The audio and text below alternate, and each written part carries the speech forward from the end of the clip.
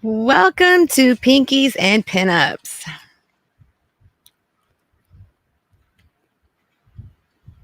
How is everyone doing? I hope everyone is doing great.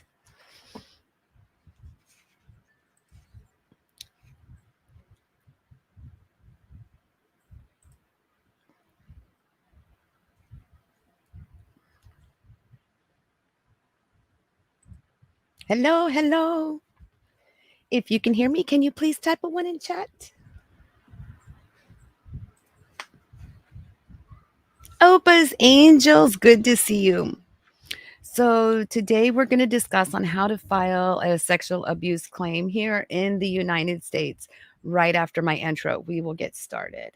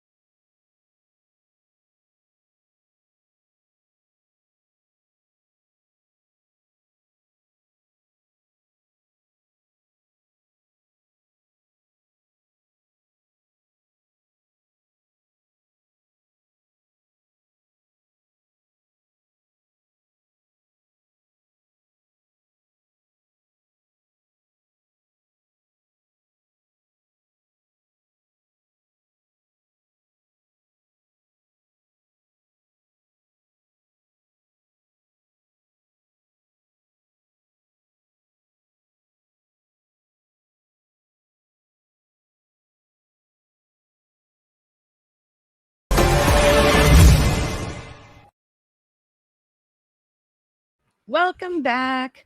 I hope everyone is doing okay today. We are getting so close to the holidays.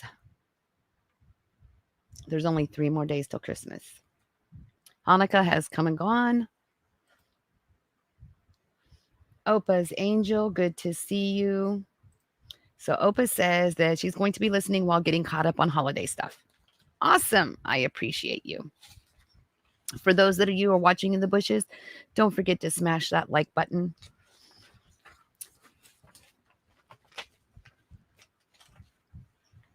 And you can hear me good, okay? I believe is what she means. Okay. So sexual abuse and assault are unfortunately common occurrences here in the nation, negatively impacting men and women both. Sexual assault refers to contact or behavior that occurs without explicit consent of the victim. Sexual assault can come in many forms: attempted or achieved rape, penetration of the victim's body. AMC, welcome. It's good to see you. Thank you for coming on by. Don't forget to smash that like button. Fondling or unwanted sexual touching or forcing the victim to perform sexual acts such as oral or penetration of the perpetrator's body. Any form of sexual violence and harassment is illegal in the United States, and it can lead to multiple sanctions such as fines, probation, mandatory sexual offender reporting, and incarceration, depending on the state. But the time to bring civil or criminal suits is not infinite. So what they mean by that is, in some states, they don't have a statute of limitations, where in other states they do. Although you can report sexual abuse at any time to be able to seek civil ready, like civil like sanctions against that person, criminal sanctions against the perpetrator must be reported within the representative's state statutes of limitations. And I will go over each state's, that is a tongue twister if I've ever said one. Each state's statute of limitations. Each state has their own regulations on when and how long you can bring a crime to them and them actually it be a convictable crime.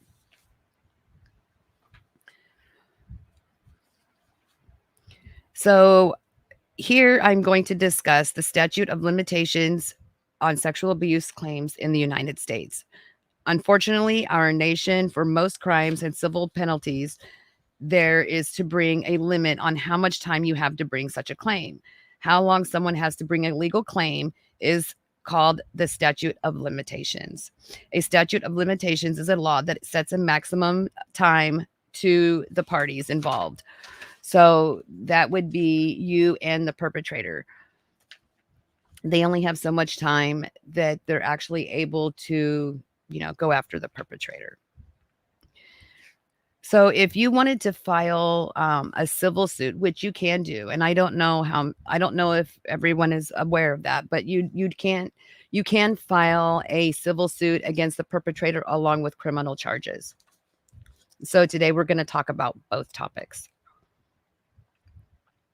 So the initial leading proceedings from the date of an alleged offense, whether civil or criminal, in other words, even if you were wronged and have a valid suit, you do not have infinite amount of time to come forward and report it if you want legal action to be taken. A deadline to file a civil legal suit against a sexual perpetrator. In civil matters, the victim is suing to make them whole, which refers to compensating the victim in the form of monetary damages. Monetary damages is like financial damages, like money-wise. So instead of them, like say you filed a suit, I think you guys can refer back to the O.J. Simpson case, right? You remember how he got off on the charges, but then they went back and they filed civil charges against OJ. So let me get my little handy dandy pen so I can mark where I'm at so I don't get lost, because you know me, I'm squirrel. So this term is referring to compensating someone the wrong that has been done to them, but in more of money wise instead of criminal charges being done by the government. So although some states are uniform, it's important to note that the statute of limitations can vary from state to state. And here I'm going to show you just 3 examples. As far as like the state of Pennsylvania goes, in the state of Pennsylvania, the victim of over an age of 18 years old, when they are sexually abused, they only have 2 years to file a civil suit against their accuser and other reasonable for like responsible abuse. Alternatively, Pennsylvania law is more relaxed for the victim if the victim is under the age of 18 when they were abused. So say you were 16 or 10, then they're more relaxed on their statute of limitations, I guess, which is kind of, it concerns me when they're more laxed on that. But then again, I also understand that sometimes victims, when they're really young, they don't come forward or they don't realize what happened until they're older. So a tolling period is a time period of where the statute of limitations clock doesn't run. So for instance, when you have criminal charges against someone and they're under the age of 18, a lot of times those statute of limitations don't exist. Like there is no clicking time clock. Now for a civil suit, yes, but for criminal, typically no. Pennsylvania is a victim under the age of 18 will have 12 years after they turn the age of 18. So they'll have an additional 12 years on top of their 18th birthday to come forward to bring the civil suit. One reason the law is more relaxed on minors, aside from the fact that they are not adults, is that 40% of child abusers reoffend. So then that's part of like the Me Too. They will go after other children per se, and then there'll be more than one child that was a victim, or they'll go after that same child multiple times. So this also gives the person the opportunity to come forward and will hopefully lead to stopping more individuals from abusing children. For the state of New Jersey has similar laws to Pennsylvania in one respect, but not the other. For starters, the sexual abuse victim over the age of 18 only has 2 years to file a suit to properly be able to seek redress. Alternatively, New Jersey's law is a lot stricter for those under the age of 18 in reporting sexual abuse on those victims in Pennsylvania. New Jersey's civil statute of limitations for sexual abuse victims under the age of 18 expires still within the 2 years of reasonable discovery. Me too, Opa. Me too. Opa says she likes the idea that they doesn't have a time limit. And most states don't have, they remove that. Most states remove the statute of limitations as far as criminally, but civilly, it's a little different. Civilly, it's I guess it's like restitution. Like they want restitution, financial, monetary gain. And sometimes people will think that people are just going after them for money. For instance, the LASIK case. Like in the LASIK case, she's going after him, I believe, for financial gain and for criminal charges. The ambiguous language unfortunately holds minors to a higher standard and gives minors much less time to file the claim in court. According to Ohio state statute of limitations is the same as Pennsylvania. A victim over the age of 18 has 2 years to file their civil suit. Alternatively, the minor, the statute of limitations doesn't start running until their 18th birthday. So I think, again, it's one of those 2-year issues. Okay. And at that point in which the victim has 12 years to come forward and bring their claim. So Pennsylvania has a 2-year cutoff.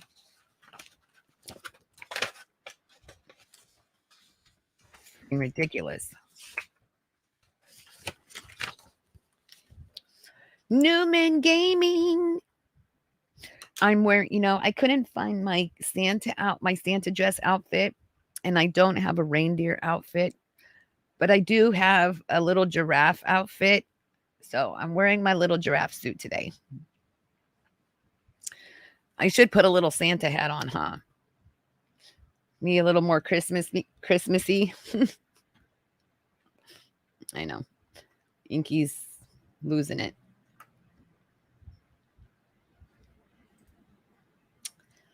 Opa said, "Oh, I think I froze.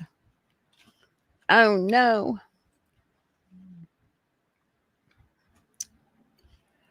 I like New York. It doesn't have a time limit on grape to file against the person. Man, did I freeze? I froze, didn't I?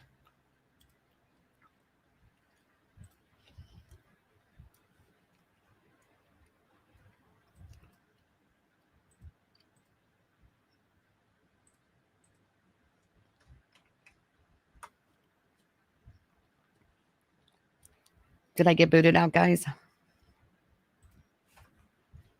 I don't think I did.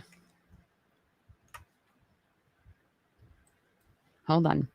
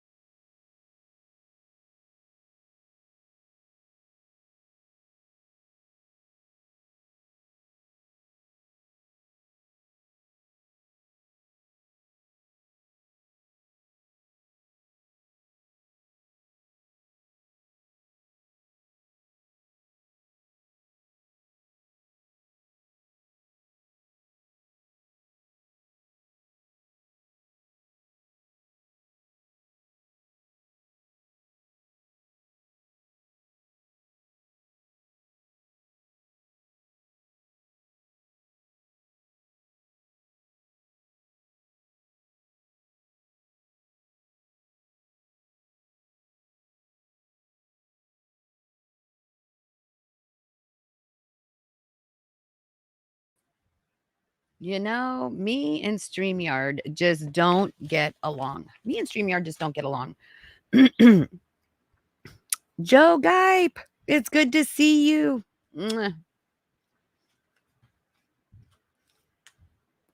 Okay, now that I'm back.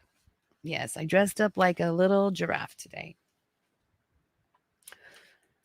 So back to what I was saying. So Ohio's statute of limitations is the same as Pennsylvania. A victim over the age of 18 has 2 years to file their suit. Alternatively, for a minor, the statute of limitations doesn't start running out until their 18th birthday. And then at that point is which the victim has 12 years to come forward to bring their claim.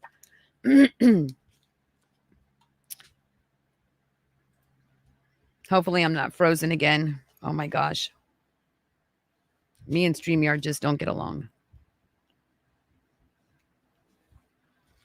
So, as far as California goes, in California, the time related to the victim's age at the time of abuse, children as of January 2020, childhood victims of sexual assault will have until their 40th birthday or within 5 years of the discovery of the abuse to file a civil lawsuit. The law allows for 3-year window for the reveal of any claims that would have been barred by the statute of limitations. If the childhood abuse was covered up, the victim may have the rights to claim treble damages in their claim. For victims who were abused after their 18th birthday, the lawsuit must be commenced within 10 years from the date of the last attempted act. The assault within the innate or the intent to commit an act of sexual assault by the perpetrator against the victim, or 3 years from the date that the victim discovers or reasonably should have discovered that the injury or illness resulted from the act, attempted act, or assault with the intent to commit the act, or the sexual assault by the defendant against the plaintiff. The new statute of limitations took effect as of January 1, 2019. If you were assaulted before that date, you may only be able to have 3 years from that date of that attack to file the claim. So keep that in mind.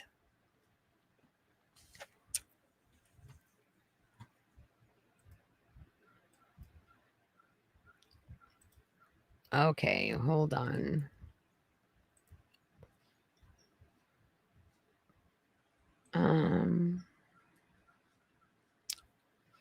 Give me just one moment.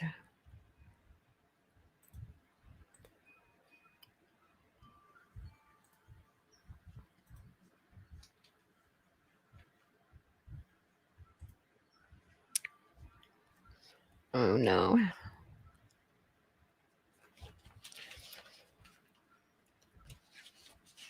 New York. Now we are at New York.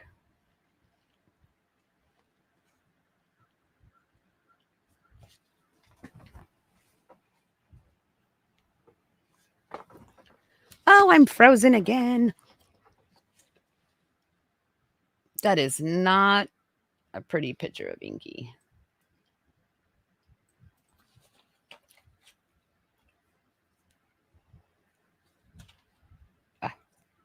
Okay, I'm back. Am I still freaking frozen? Okay, I'm moving. You're good. I know. Okay, so as far as New York goes, so New York recently reformed its sexual abuse statutes of limitations for all claims that have not already expired under the old statute of limitations period of 1 to 5 years. Starting after the survivor turned 18, the survivor of sexual abuse will have until the age of 55 to claim the file, which is even better than California because I believe it was 40.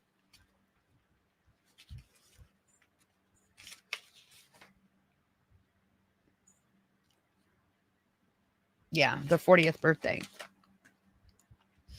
For all claims that have already expired under the old statute of limitations, the new statute of limitations provides a 1-year extension for the claim to be filed now. That means survivors are now able to seek money damages, but must first file their claims within the new 1-year period. This new 1-year period will begin 6 months after the governor signs the CVA. The governor signed the CVA on February 14th, 2019. So what I believe is if you file your claim after said date, but I guess we'll get to it. is if the incident happened so far back that if it would still be within that limitation. Deadlines to file criminal lawsuits against a sexual abuse perpetrator. The criminal case dynamic is different than a civil case. For starters, the proof is needed to convict the party is different than the fact finder must find the defendant guilty beyond reasonable doubt. Additionally, criminal claims are brought by the state, a prosecutor, or district attorney rather than the victim themselves.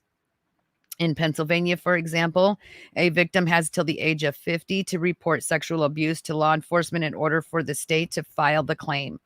If in the event occurs after the victim turns 50, then the victim has 12 years to file a claim if they want the subject to subject the abuser to criminal liability. Some states have special circumstances, such as new 1-year window lawsuits for sexual abuse in New York. Now we're going to go over why sometimes it's not reported. And sometimes, just from what I know, a lot of times children won't report, they're scared, or, a woman won't report because she either doesn't know who the person really is, or the fact that it's a family member or someone that they're dependent upon. And if I miss anything in chat, you guys let me know, because I'm sorry. And if you have a channel, please drop your channel in the link. I know Newman does. I missed yours last night, Newman. I feel so bad. I laid down way too early and I missed Newman's live last night. So, reasons why sexual abuse victims don't report. So, having concerns about reporting sexual abuse is very common. Below are some, but not all, reasons why.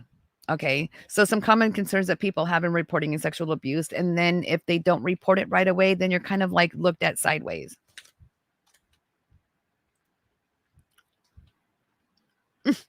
I do feel bad though, Newman. The perpetrator got scared away or stopped before finishing the assault. Even if the perpetrator stopped before achieving their desired act, that does not mean it's legal. Any attempt of rape is still illegal, and therefore you're able to prosecute on that, because then it would be attempted rape. Okay, they know the perpetrator. That's what I said first, was that they know the perpetrator. Unfortunately, 2 out of 3 victims know their accuser. However, it doesn't negate from any fact that there was sexual abuse and that it is illegal. The third reason is they have been current intimate or relationship with the perpetrator. I said that one too. Consent is needed every time in every situation. That includes if you're married. I'm just saying. No still means no, even if you're married. No matter how familiar or sexually engaged you are with somebody, for example, if you gave consent on Monday, consent is still needed on Tuesday.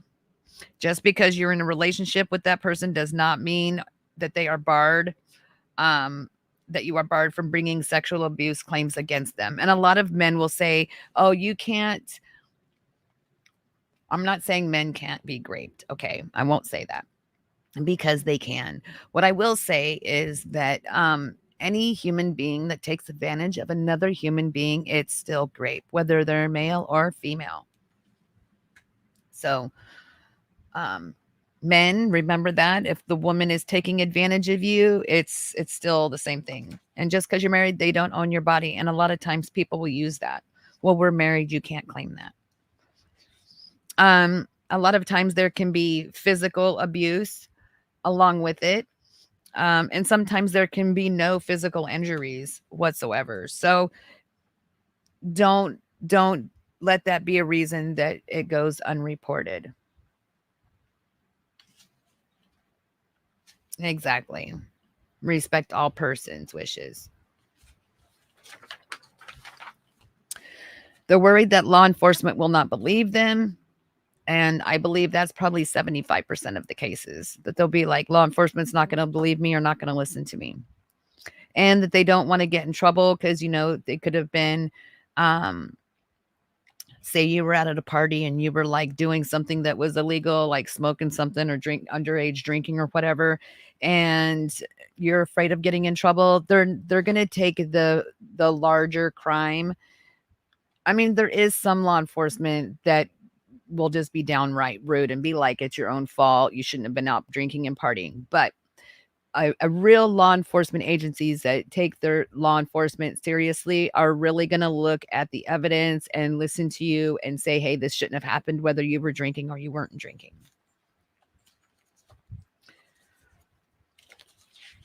Just saying. Kind of like in the Kelly Rodney case, you know, that they didn't go after the kids that were like they were all underage drinking, but they wanted to just find the baby. So, you know, they weren't going after the kids for, you know, underage drinking. They really just wanted to find Kayla Rodney. I'm just going through my notes, you guys.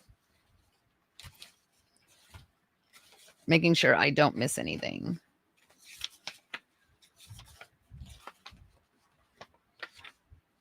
Okay. So here I'm going to go over, hopefully I don't get booted off. I'm going to share screen and I'm going to go over each state's statute.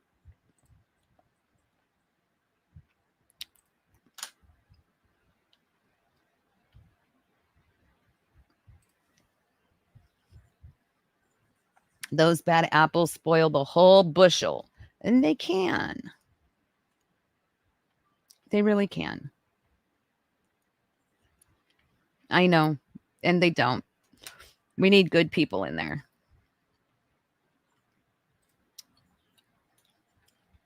I know. I temporarily froze up a little bit. It's okay.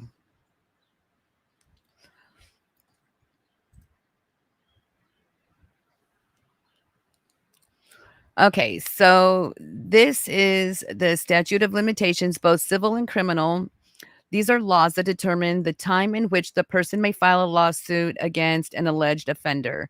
They are typically established through statutes, and as shown in the table below, they vary in duration, scope, and significant ways. Many states suspend statute of limitations for civil actions while persons is a minor, and that's because the person that's a minor can't really defend themselves. Oh, this camera thing is about to get up on my last nerve.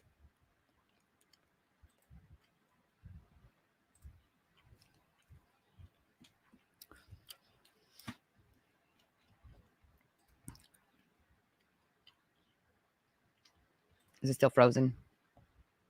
Oh, dear goodness.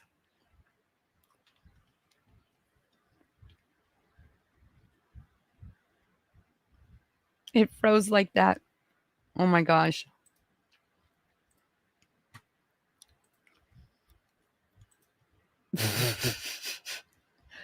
It froze with my mouth open and everything, you guys. Here, let's try this one. Maybe I can get it to unfreeze.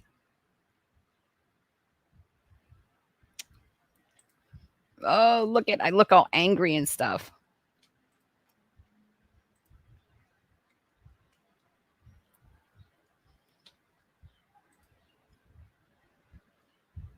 Oh my gosh.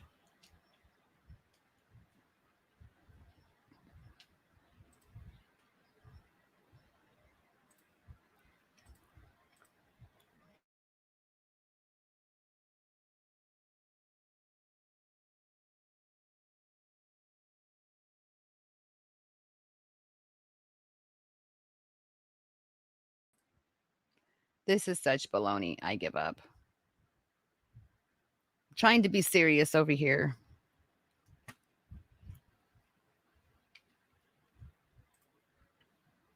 Okay, share screen.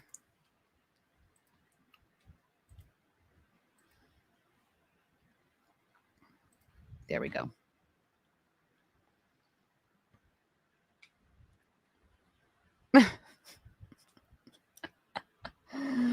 Oh, I know. I know. I know. Okay, let me make this bigger so everybody can see it. Really, it's for Inky to be able to see it. Spring. It's good to see you, Spring. Okay.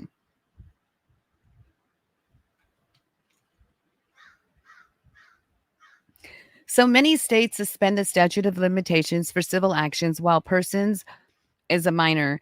And in some states have additional extensions for cases involving sexual abuse in several states. The child's the civil statute of limitations is suspended or paused until the child or victim reaches a certain age. Then other states do not have civil statute of limitations for civil cases of child sexual abuse. In those cases, the victims can bring lawsuits against the alleged offender at any time. Extensions for filing civil actions for child sexual abuse are most often based upon discovery rule. By the time the victim realizes the past action constitutes sexual abuse or the relationship of the conduct to the injuries, the ordinary time of limitations may have expired. Delayed discovery may be due to emotional or psychological trauma and is often accompanied by repression of the memory of abuse. Some child victims might not discover the relationship between the psychological injuries and the abuse until well into adulthood. And sometimes abuse doesn't really affect people until they are in their adulthood and they get into a sexual relationship with someone. And then they'll be like, oh, why does this bother me? And next thing you know, that they're having issues within the relationship. And it's due to sexual abuse. So we'll start with Alabama and work our way through the 50 states.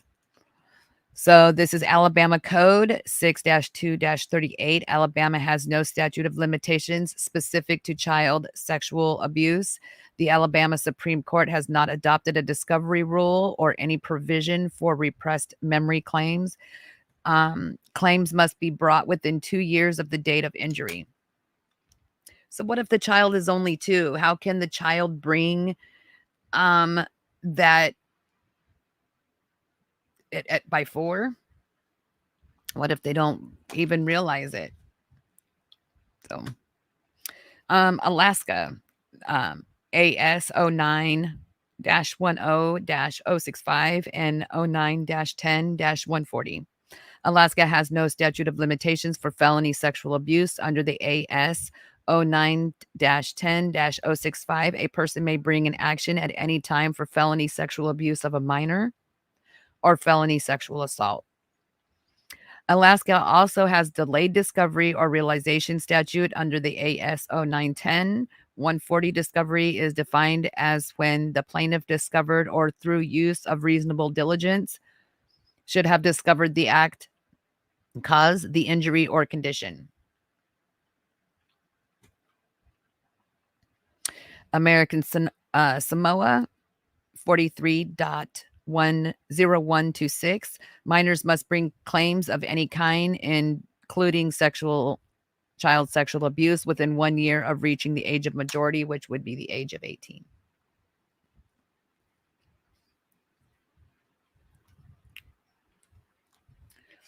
And depending on that state, it could be whatever their age of majority is. It could be 16. Opa has returned. It's good to see you back, Opa.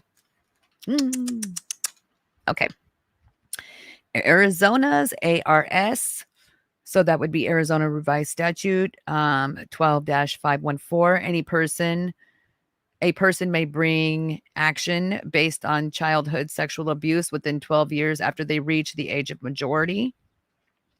In certain cases, Arizona has applied its statutory minority and disability, ARS 12-502, tolling provisions to the General Tort Statute. ARS 12-542 of limitations to toll a statute of limitations means to suspend or delay the start of the statute.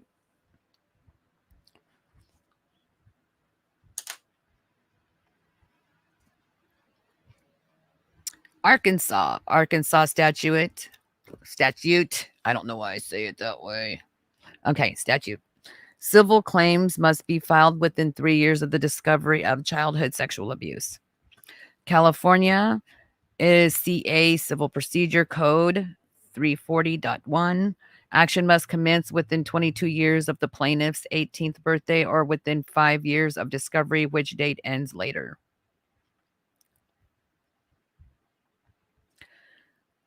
Colorado's is Colorado Revised Statute 1380 103.7.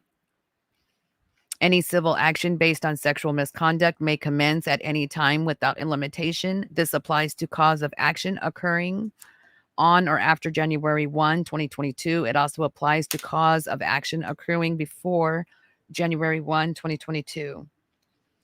If the applicable statute limitations as it existed before that date has not yet expired. Connecticut General Statute 52-577D. Action must be taken within 30 years from the date of the victim's reach of age of 21. We have a question. If a parent reported the crime, can the child later take the person to civil court? I believe so. Yes, they can.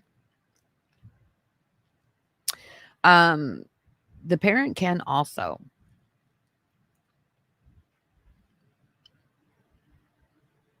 And I really wish that more parents would be more apt to defending their children when it comes to this, because babies are so little that they have no voice. You are their voice. You are your children's voice.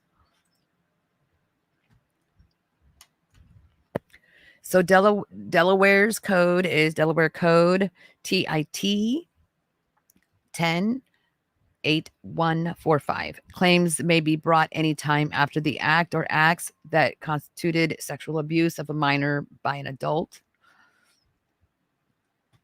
So there is no limitation. District of Columbia, DC Code 12-301. If sexual abuse occurred when the victim was younger than 35, claims must be brought by the time the victim turns 40, or 5 years from when the victim knew or reasonably should have known of sexual abuse. The later date applies. Florida is FLA Statute 95.11, parentheses 7. Claims found on alleged abuse or incest may be commenced at any time within 7 years after the age of majority. Claims may be also be commenced within 4 years after the injured person leaves the dependency of the abuser, or within 4 years from the time of discovery by the injured party of both the injured and the casual relationship between the injured and abused, whichever occurs later. Sexual battery offenses on victims under the age of 16 may be brought forth at any time. However, this does not apply to the actions that would have been barred on or before July 1, 2010. They need to update their code. I'm just saying. Florida's a little behind the time right now.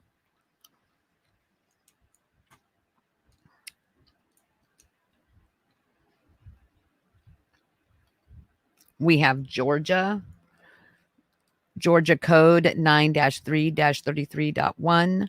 Any civil action for recovery of damages suffered because of childhood sexual abuse committed on or after July 1st, 2015. They haven't updated this since 2010. Florida. Just saying. They need to get on the ball. Childhood abuse committed on or after July 1st, 2015 must be commenced on or before the victim's age of 23, or within 2 years from when the victim knew or had reason to know of such abuse, that the abuse resulted in injury. They haven't updated theirs since 2015 either. And so it kind of shows you that there is a little trend here where they're not keeping up with, the current times and how things are happening now. Like, they need to update their statutes. I'm just saying.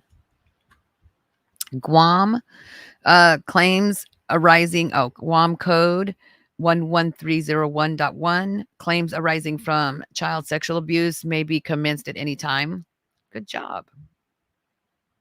Guam's on the shit.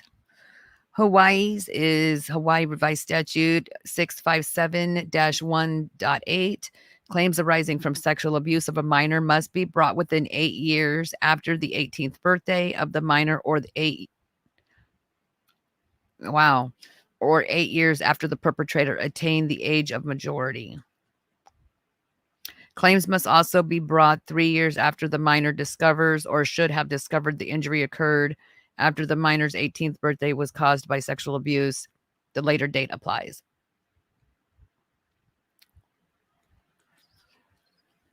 Moving on to Idaho. Idaho's code is Idaho Code 6-1704. Suits may be brought within 5 years of the victim reaching age of majority or 5 years after the victim reasonably discovers the act and its relationship to the injury. The statute is also applicable to cases arising after January 1, 1989.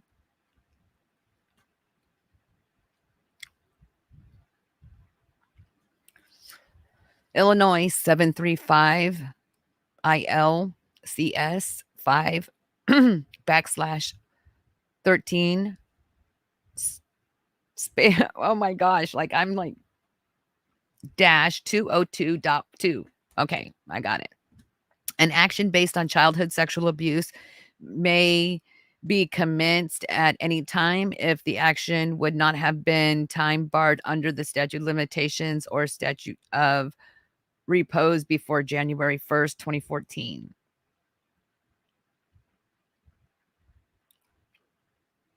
Indiana Code 34-11-2-4 and 34-11-6-1 and 34-11-2-16.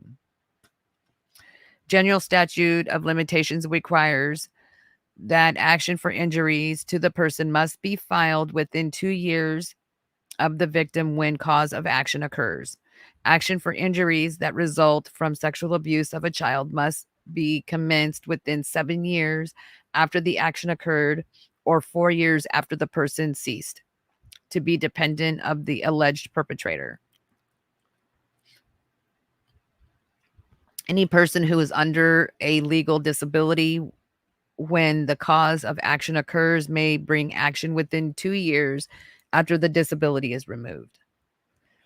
An action for female genital mutilation must commence no later than 10 years after the victim's 18th birthday. Man, but they can't get that back. Indiana. Iowa Code 614.8a. In instances which an injured party who has reached the age of majority discovers injury because of childhood sexual abuse, an action for damages shall commence within 4 years from the time the injured party discovers both the injury and the causal relationship between the injury and the sexual abuse.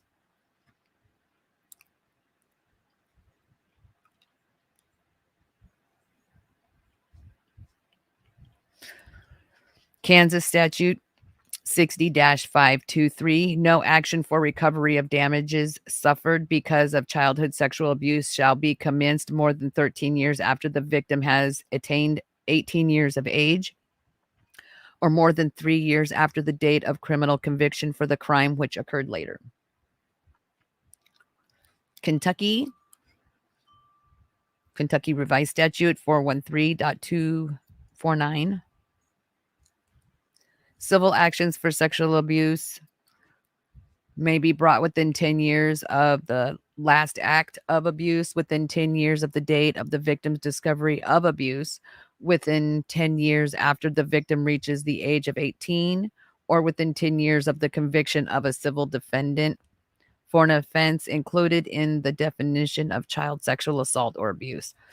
Oh, that kind of like, that makes me question, does the defendant have to be convicted for them to be able to pursue civilly in Kentucky?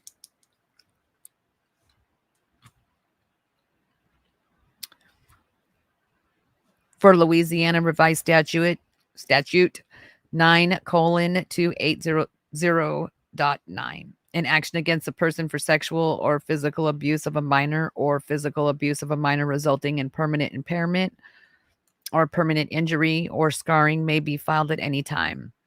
Does that include emotional scarring, like permanent emotional scarring?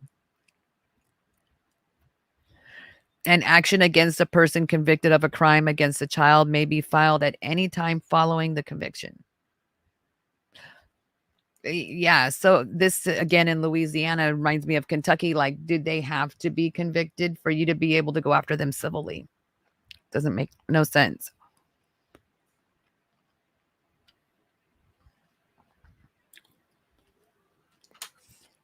For the state of Maine, revised statute TIT title 14752-C, civil actions for sexual acts towards minors may be commenced at any time. This applies to all actions of sexual acts towards minors, regardless of the date of the sexual act and regardless of whether the statute of limitations on such actions expired prior to the effective date of the statute. Moving on to Maryland. Maryland Judicial Code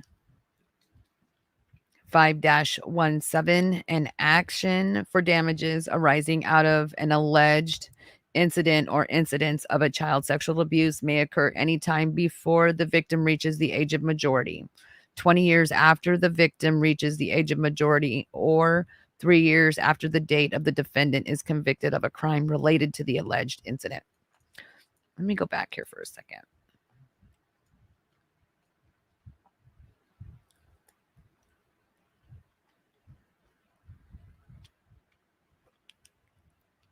It was Kentucky, right?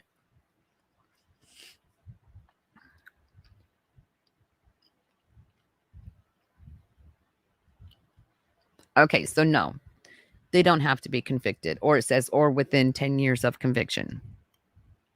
Okay. Massachusetts. Massachusetts.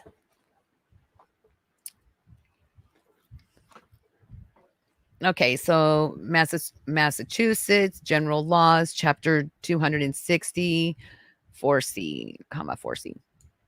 Actions of the tort alleging the defendant sexually abused a minor shall be commenced within 35 years of the acts alleged to cause an injury or condition within 7 years of the time the victim discovered or reasonably should have discovered that the emotional or psychological injury or condition was caused by said act, whichever period expires later. The time limit for commencement of an action under this section is suspended until the child reaches 18 years of age, which I think it should stay that way. I think it should always be until the child is of age to even say anything. Because what if they didn't know? Like, what if, not that they didn't know, but what if they were unable to, in their brain, understand that that's what it was, is what I mean. For the state of Michigan, MCLA 600.5805, the period of limitations is 10 years for an action to recover damages sustained because of a criminal sexual conduct. Period. Wow. Minnesota statute 541.073. An action for damages based on sexual abuse must be commenced within 6 years of the alleged sexual abuse. In the case of alleged sexual abuse of an individual 18 years or older, the action may be commenced at any time in the case of alleged sexual abuse of an individual under the age of 18. But actions must be commenced before the plaintiff is 24 years of age. In the claim against a natural person alleged to have sexually abused a minor when the natural person was under 14 years of age. Very interesting.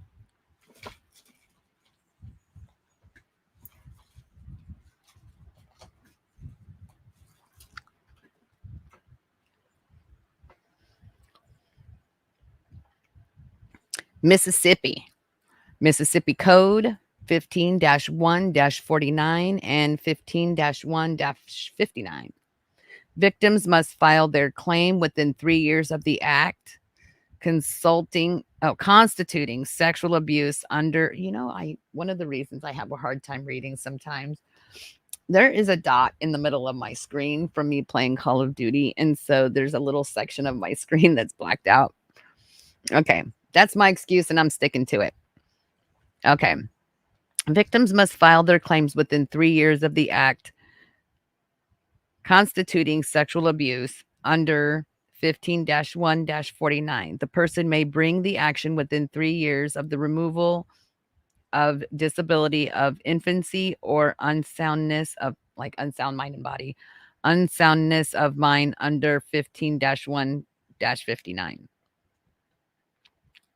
Missouri revised statute 537.046. Civil claims must be filed either within 10 years of the time the victim reached age 21 or within 3 years of the date that the victim discovers or reasonably should have discovered that the physical or psychological injury was caused by abuse. This applies to any action commenced on or after August 28th of 04, including any action which would have been barred by the application of the statute of limitations applicable prior to that date.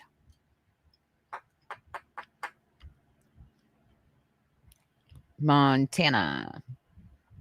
Oh, Montana has a lot. Montana Code 27-2-216.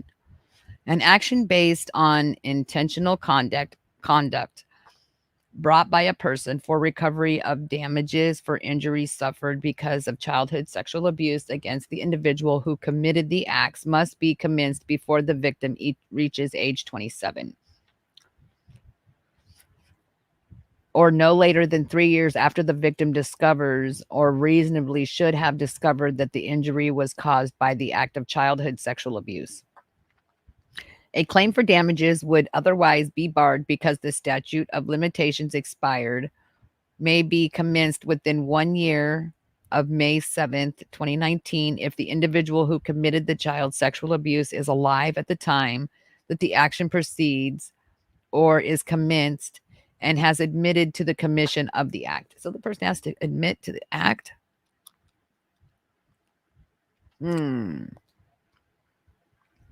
Nebraska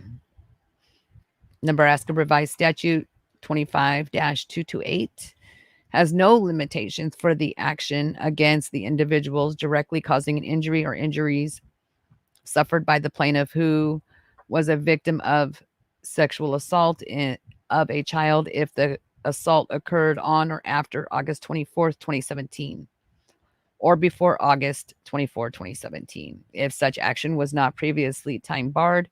Otherwise, the action must be brought within 12 years of the plaintiff's 21st birthday.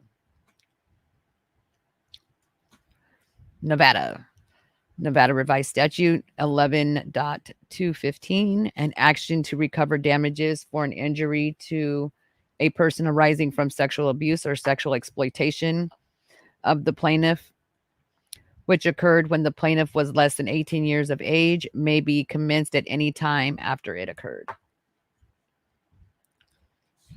New Hampshire revised statute 508:4-G. A person alleging to have been subject to any sexual assault or incest may commence a personal action at any time. New Hampshire is pretty cool. Like, they're just like good about it. New Jersey state statute 2A:14-2A.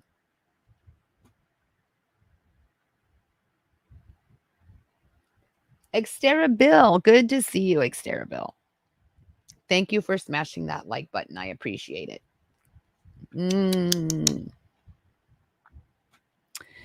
So for New Jersey, every action for an injury resulting from the commission of sexual assault, any other crime of sexual nature, or sexual abuse against a minor under the age of 18 that occurred prior to, on, or after December 1st, 2019 must be commenced within 37 years after the minor reaches the age of majority.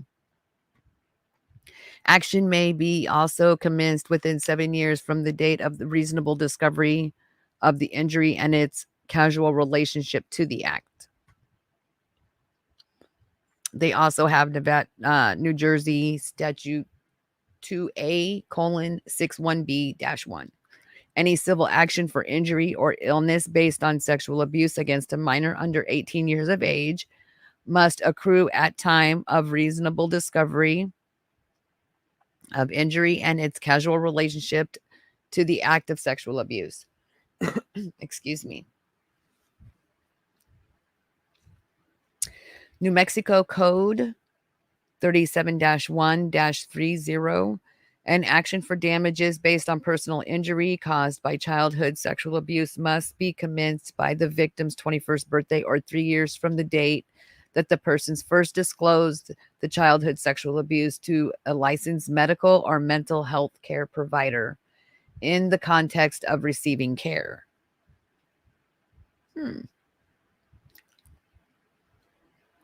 So if you didn't get help for it till you were like 16 or whatnot, then I guess it wouldn't start till then. New York Civil Practice Law 215. When it is shown that criminal action against the same defendant has been commenced with response to the same event or occurrence, including rape or sexual conduct against a child in the first degree, the plaintiff must file a claim within 5 years from the termination of the criminal action. North Carolina General Statute 1-17D. A plaintiff may file a civil action against a defendant for claims related to sexual abuse suffered while the plaintiff was under 18 years of age until the plaintiff reaches 28 years of age. A plaintiff may also file a civil action within 2 years of the date of the criminal conviction for related felony sexual offense against the defendant for claims related to sexual abuse suffered while the plaintiff was under 18 years of age. North Dakota Code 28-01-25.1. A claim for relief resulting in childhood sexual abuse must be commenced within 21 years after the potential claim resulting in the alleged childhood sexual abuse occurred. The time period does not begin to run until the plaintiff has reached age 15.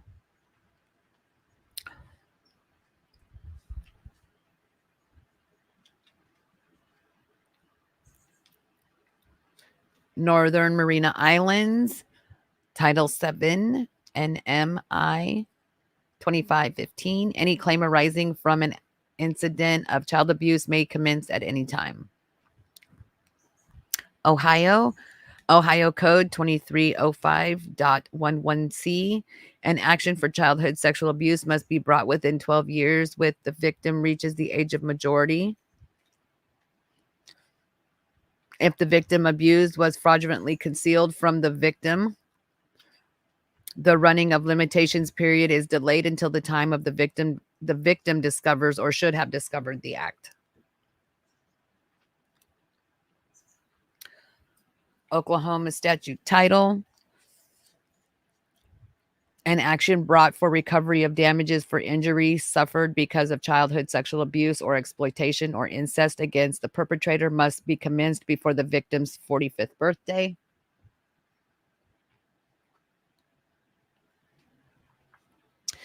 For the state of Oregon, Oregon Revised Statute 12.117, an action based on child abuse or conduct knowingly allowing, permitting, or encouraging child abuse must be commenced before the victim's 40th birthday. If the person has not discovered or reasonably should not have discovered the causal connection between the injury and the child abuse, the action must be brought not more than 5 years from the date of the discovery when the victim reasonably should have discovered it, whichever period is longer. Pennsylvania Constitutional Statute Title 42, 5533B. If an individual entitled to bring a cause of action arising from sexual abuse is under 18 years of age, the action must be brought within 37 years after attaining the age of 18. If the individual is at least 18 but less than 24 years of age, the individual has until they attain the age of 30 to bring the action. The statute of limitations does not accrue during the time which the individual is an unemancipated minor. Puerto Rico, PR, Law, Title 315298 and Title 25441. Claims must be brought within 1 year of the event or 1 year after the victim reaches the age of majority. No, they be letting stuff fly in Puerto Rico. Rhode Island, General Laws 9-1-51. All causes of an action brought against a perpetrator of sexual abuse or against a non-perpetrator whose negligent supervision of a person whose conduct contributed to the sexual abuse shall be commenced within 35 years of the act or 7 years from the time the victim discovered the injury or condition or should have reasonably discovered the injury or condition was caused by the abuse. The time limit for such an action shall suspend a child be suspended until the child is of 18 years of age. South Carolina Code 15-3-555. A civil action to recover damages for injury arising out of sexual abuse or incest. I believe I should say incest. Must be commenced within 6 years of the person's becomes 21 years older within 3 years from the time the discovery of the injury and causal relationship between the injury and the sexual abuse or incest. Yeah, it was supposed to be incest. That's a typo. South Dakota. Codified Law 26-10-25. A civil action or injury suffered because of childhood sexual abuse must begin within 3 years of the act or 3 years of the time the victim discovered or reasonably should have discovered that the injury or condition was caused by abuse. No person who has reached 40 years of age may recover damages from any person or entity other than the perpetrator. Tennessee Code 28-3-116. A civil action or injury or illness based on a child's sexual abuse that occurred when the injured person was a minor must be brought within 3 years from the time of its discovery for abuse that occurred before July 1, 2019.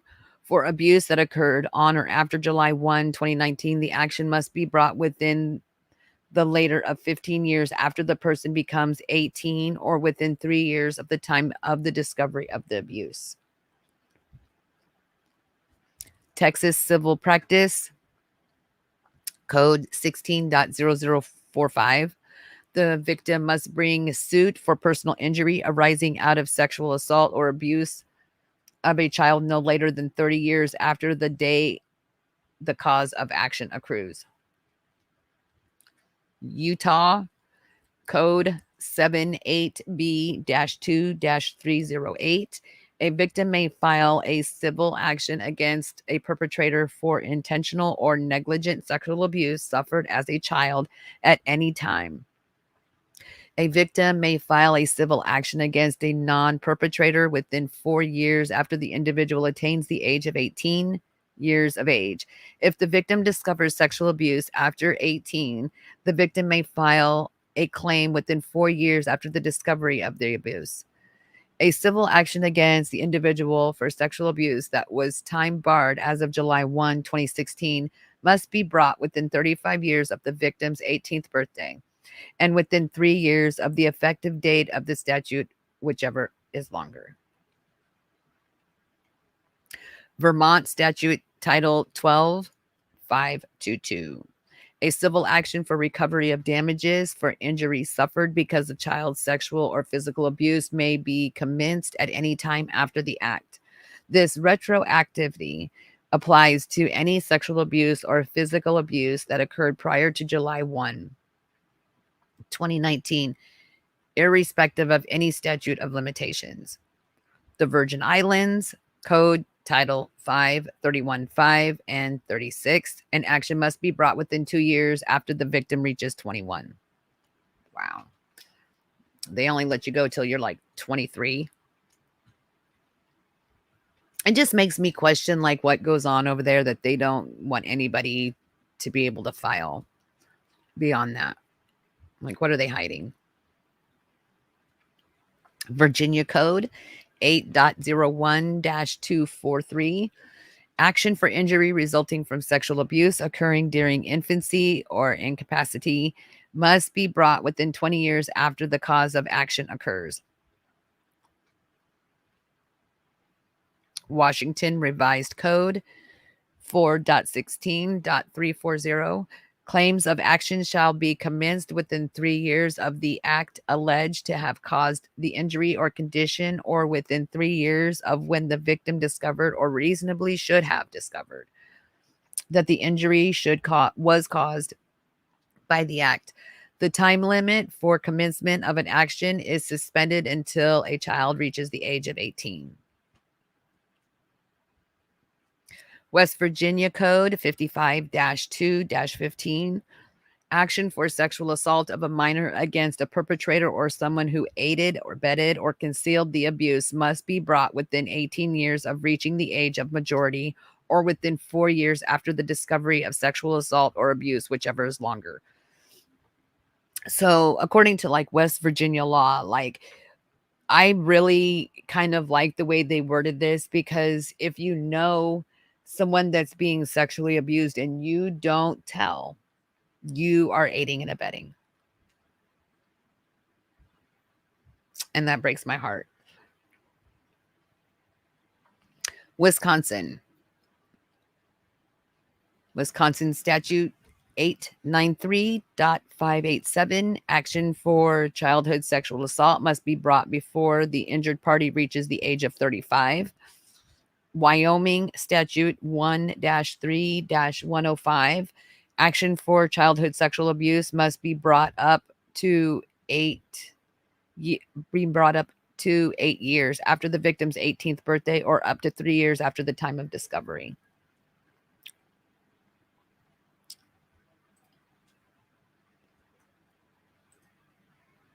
Ah, Inky disappeared. There we go. Thank you, Exterior Bill, for stopping on by. I appreciate you, hun.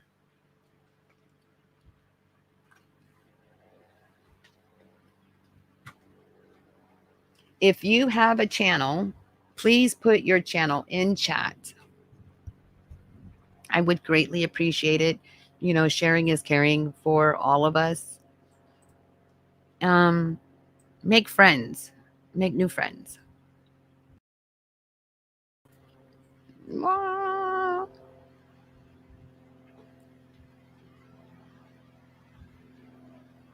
Inky froze. Inky's always freezing.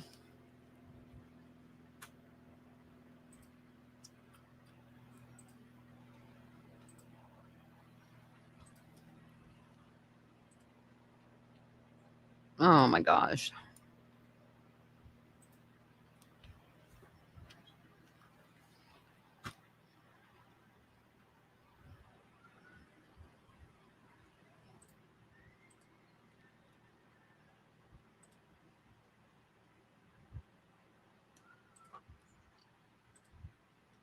I don't know why I'm having such freaking issues with StreamYard today.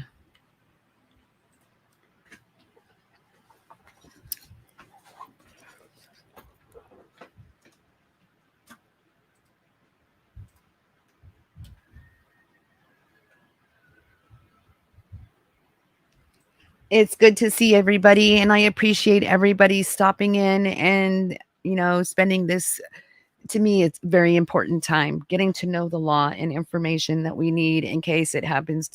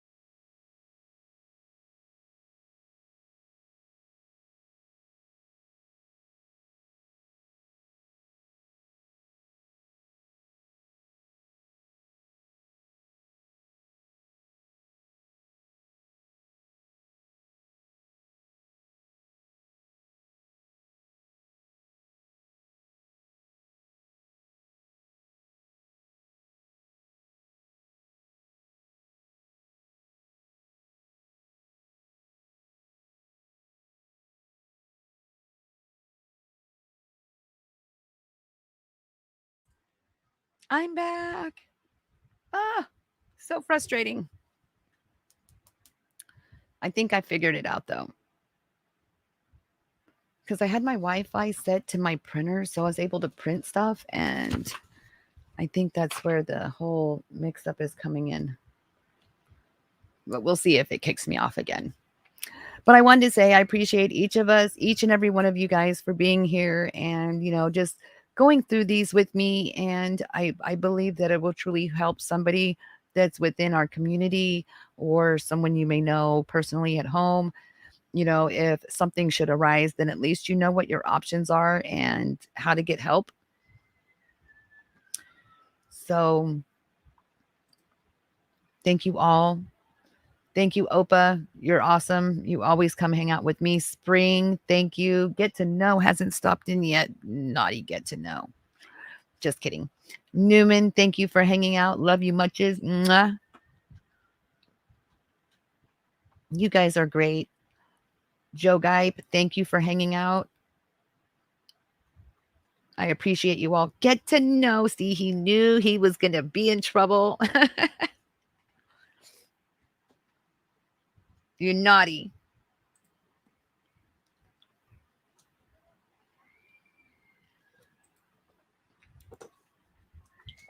I need to get a cover for my Starbucks cup. How are you doing? Get to know. I don't know how much of you got to catch of that about the statute of limitations for your specific state.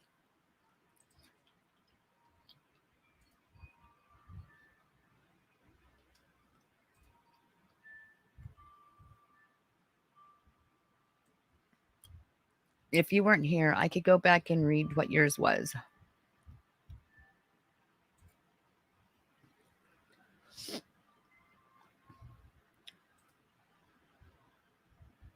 Well, drop me a link. Okay.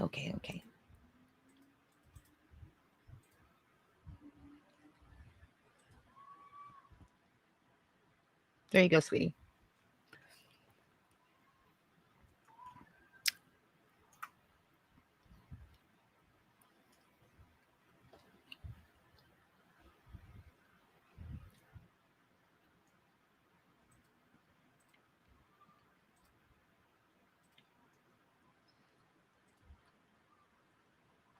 I'm going to add this back to stage real quick. There we go.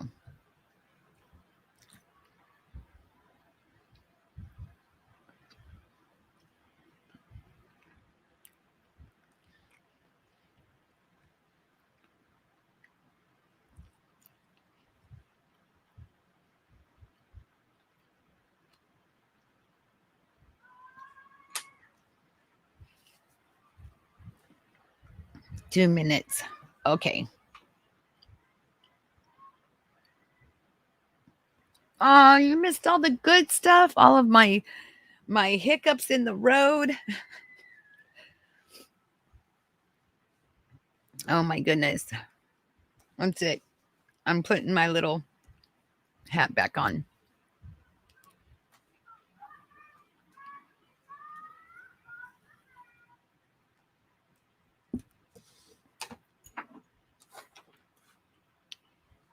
Maybe we should put on some mood music.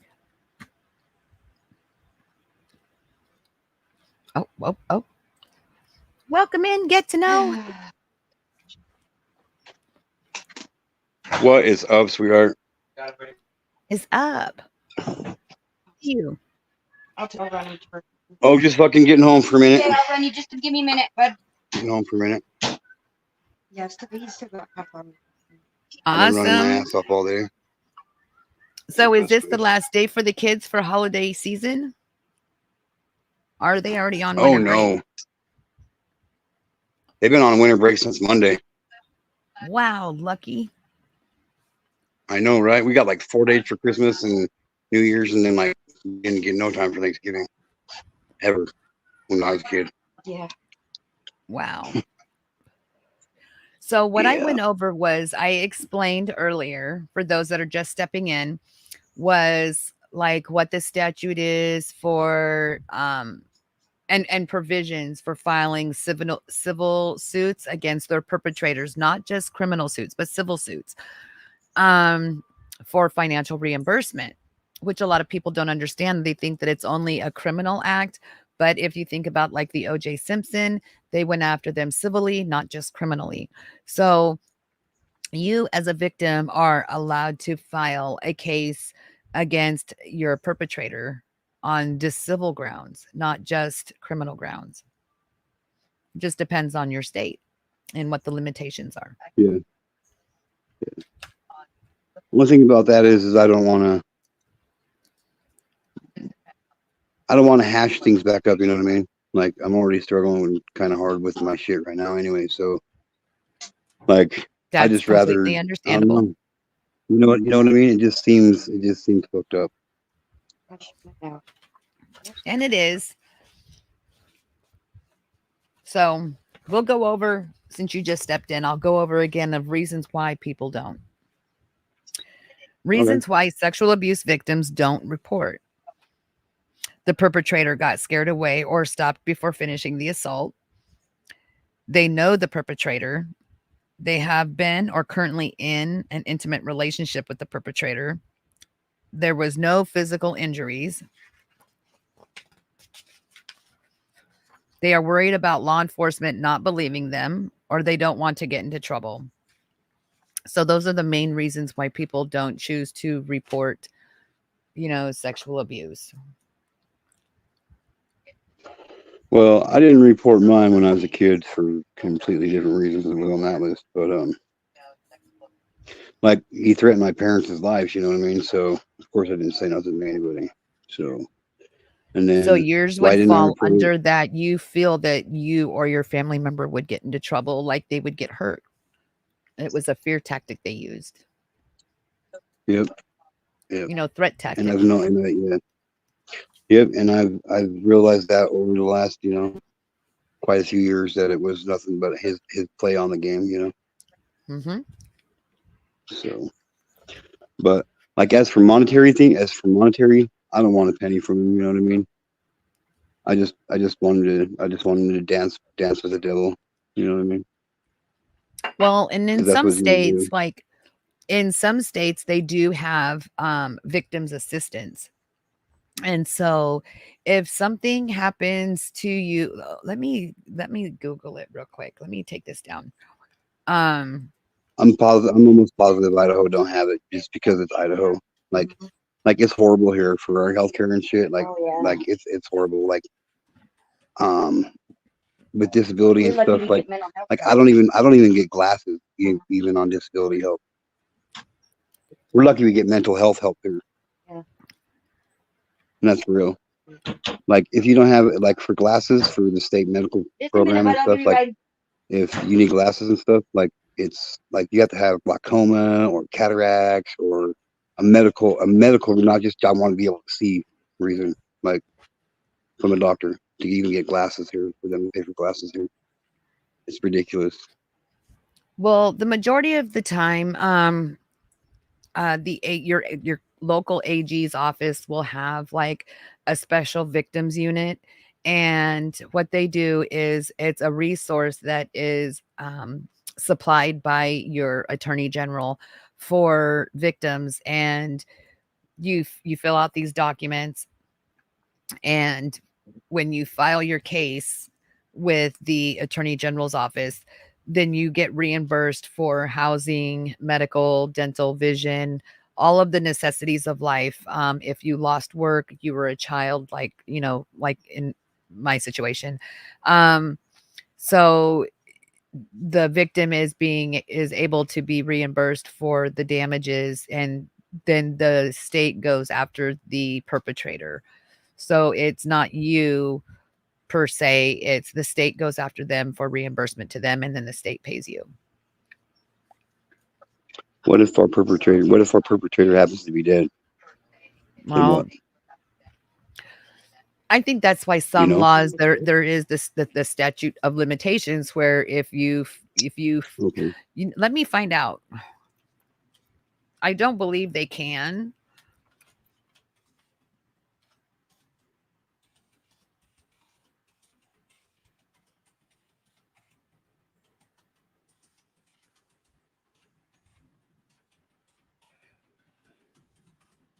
I don't believe you can.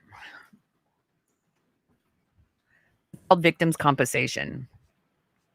The victim's crime may contact the victim's compensation program for the state territory for which the crime occurred and incurred blah blah blah blah.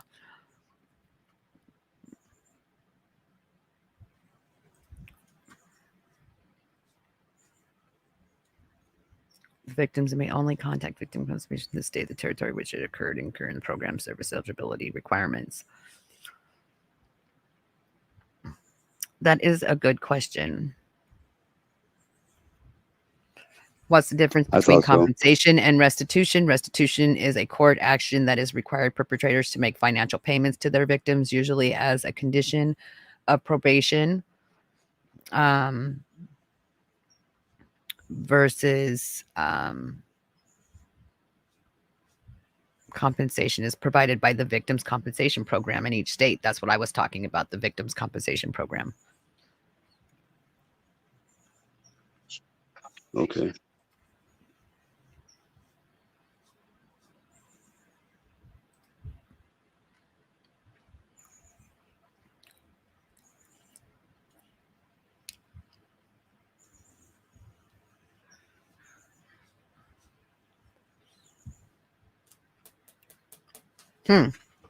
Interesting.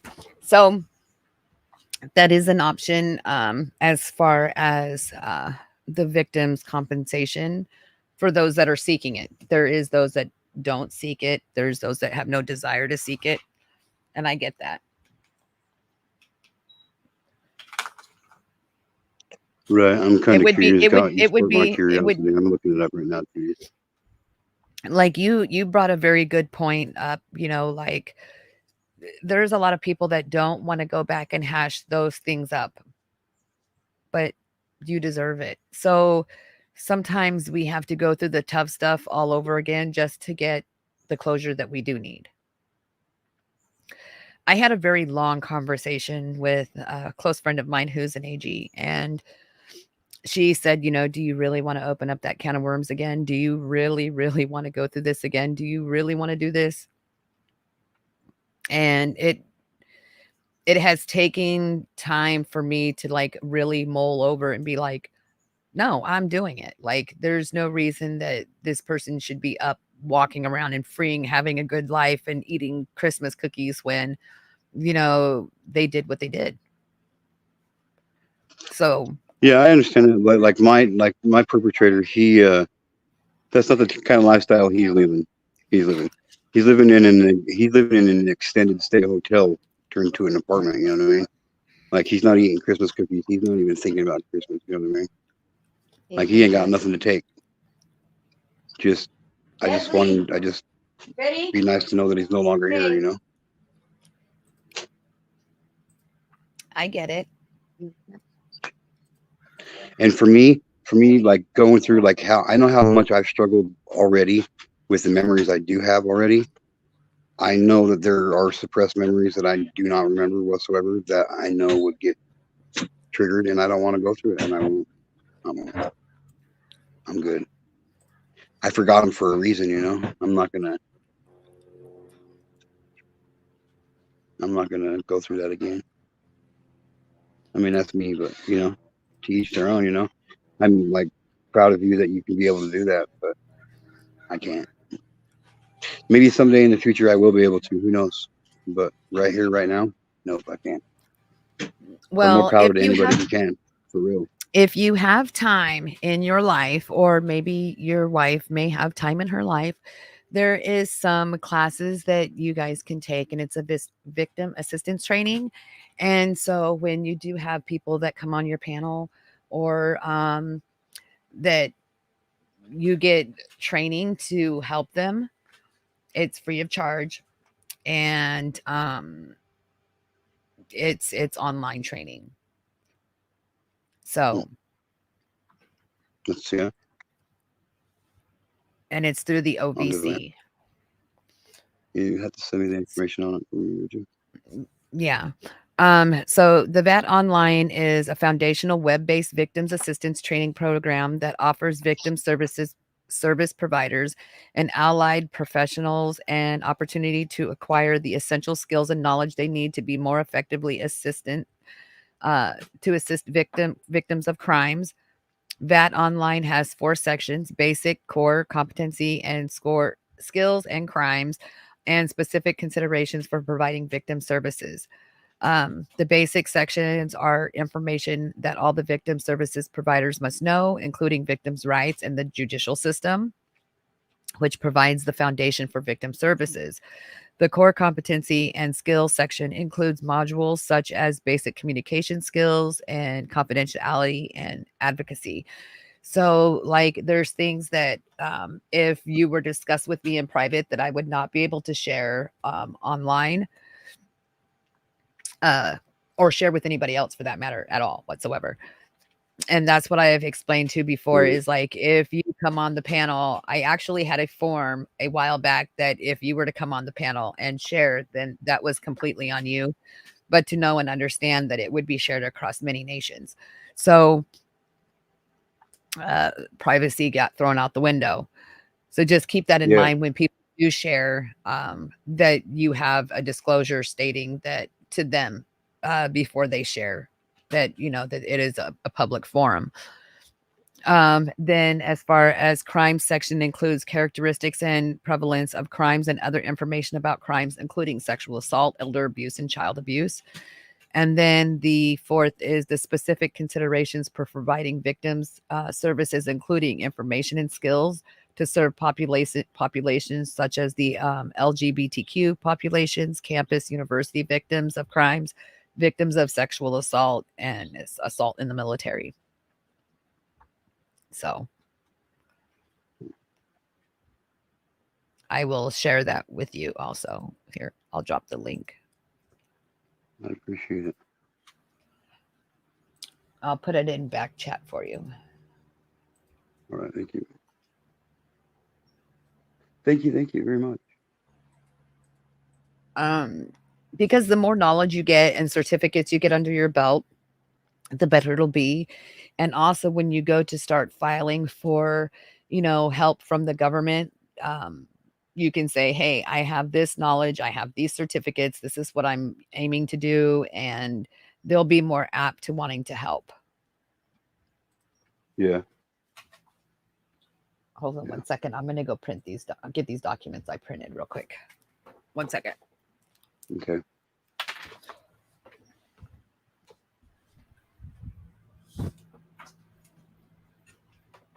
How are all you today? How are all you guys today? Gals, ladies.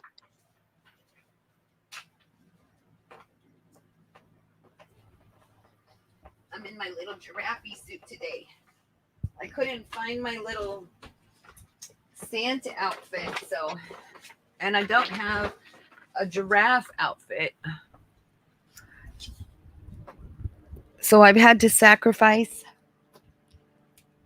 and be a giraffe deer. Oh, well, you know, if Oprah finds out you're wearing a giraffe, she's going to freak out. She said she was wearing, I think she said she was wearing a giraffe suit too. She probably is too. She probably has giraffe pajamas. Oh, I'm sure she does. And I'm sure she's got giraffe feet and giraffe dishes and cups and toilet paper dispensers and cigarette lighters. And I'm sure she's got everything that's, if it's a giraffe, she's got it. I mean, she does identify as a giraffe. So really, there is that. Ask her, she'll tell you. I'm not lying. Oh my gosh, that's funny.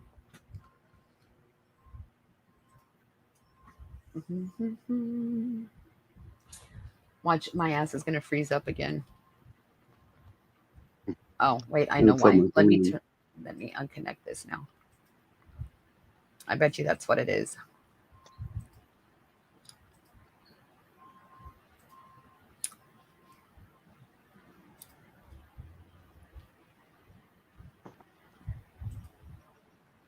There. Okay. Are you good now, Pinky? I what?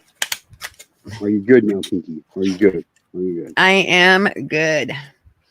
So there's lots of places that you can get training, training advice and all that stuff. So Harvard, oh, is it Harvard? Harvard has online classes for crime, like domestic violence and stuff like that, where you can get certificates and training online. Where else?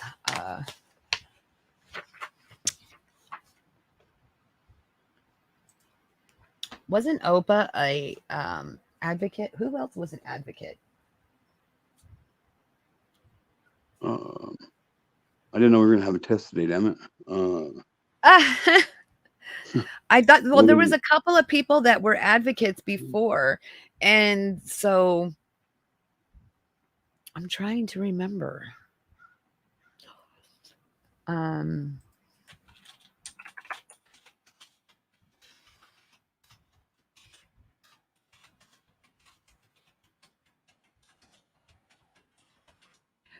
sure they have them with your state office too.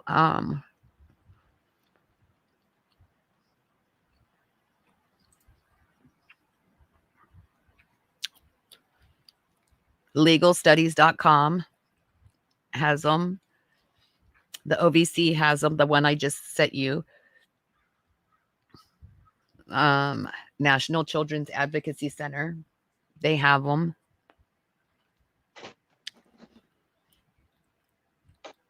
And the NCAP.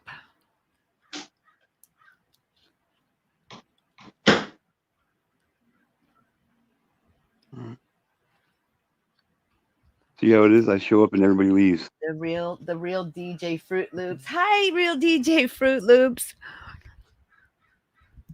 What's up, Fruit Loops? Is that a picture of Pakaliki he's got on there? Is that a what? Or is that a clown? Oh, it's just a clown. Oh, it's a clown. I'm having a great day. Because I'm here now. That's why. I'm just kidding. I know. I was up here all by myself. I don't know what I was gonna do. Right? Pinky, you're just gonna have to realize that, you're gonna have to do these every once in a while by yourself. I'm just kidding. What's up, Arkansas? It's not Arkansas anymore. It's Arkansas. Arkansas. Sassy Arky. Yeah, assassin ass. Arkansas is really good at dropping links. If she was here earlier, she would have dropped a link to like the suicide hotline and abuse hotline. But if you want any of these advocacy academy programs, just let me know and I can send them to you. Here, you know what I'll do? I'll put in the Bing search. Ooh, Bing pissed me off so bad the other day, I deleted it. Oh, did you? Yep, I did. Pissed me off so fucking bad, dude. Like, who the hell do you think you are? You can just tell me you're going to end this conversation now. Like, I'm driving down the road. I'm trying to get you to teach me something that I don't know. And I ask you to read it for me. And you're like, oh, that would just be too monotonous for me. What the fuck? You're a robot. There is no such thing as monotony for you. Oh my gosh. Is that what it said? Yeah, for real. Too tedious and monotonous for both of us. Let's admit it, she said. I'm like, are you fucking kidding me? Yeah, oh my for real. gosh. I'm like, fuck you then. Delete. Uninstalled it right there. I was like, fuck that shit. How do you get rid of Bing? It's part of my it's part of my. Can you just take Bing off of your Oh, I don't know. I just downloaded it Microsoft off the Play Store. I just downloaded my version of it off the Play Store. Am I still frozen? Let's see. Yep, I'm still frozen. Unfreeze, Inky, unfreeze. Me and StreamYard just don't get along. I'm telling you. I even have the paid damn version of it and it still freezes up. I mean, I have no idea what freaking why. None. Yeah.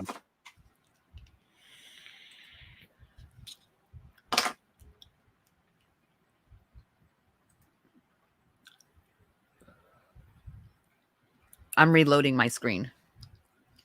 Well, damn it, get it over with. Get it done. I'm trying. I'm trying. They also have 2-day courses too. All right. If you don't, You know, if Oprah was still in here and she heard you giving me all this other stuff I can go do, she'd be kicking my ass.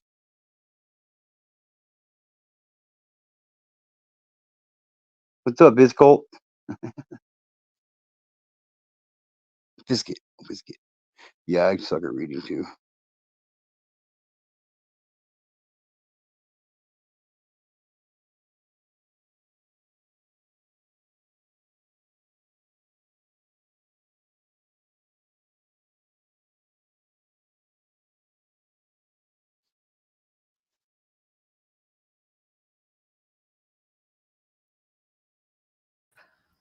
I'm gonna choke this app.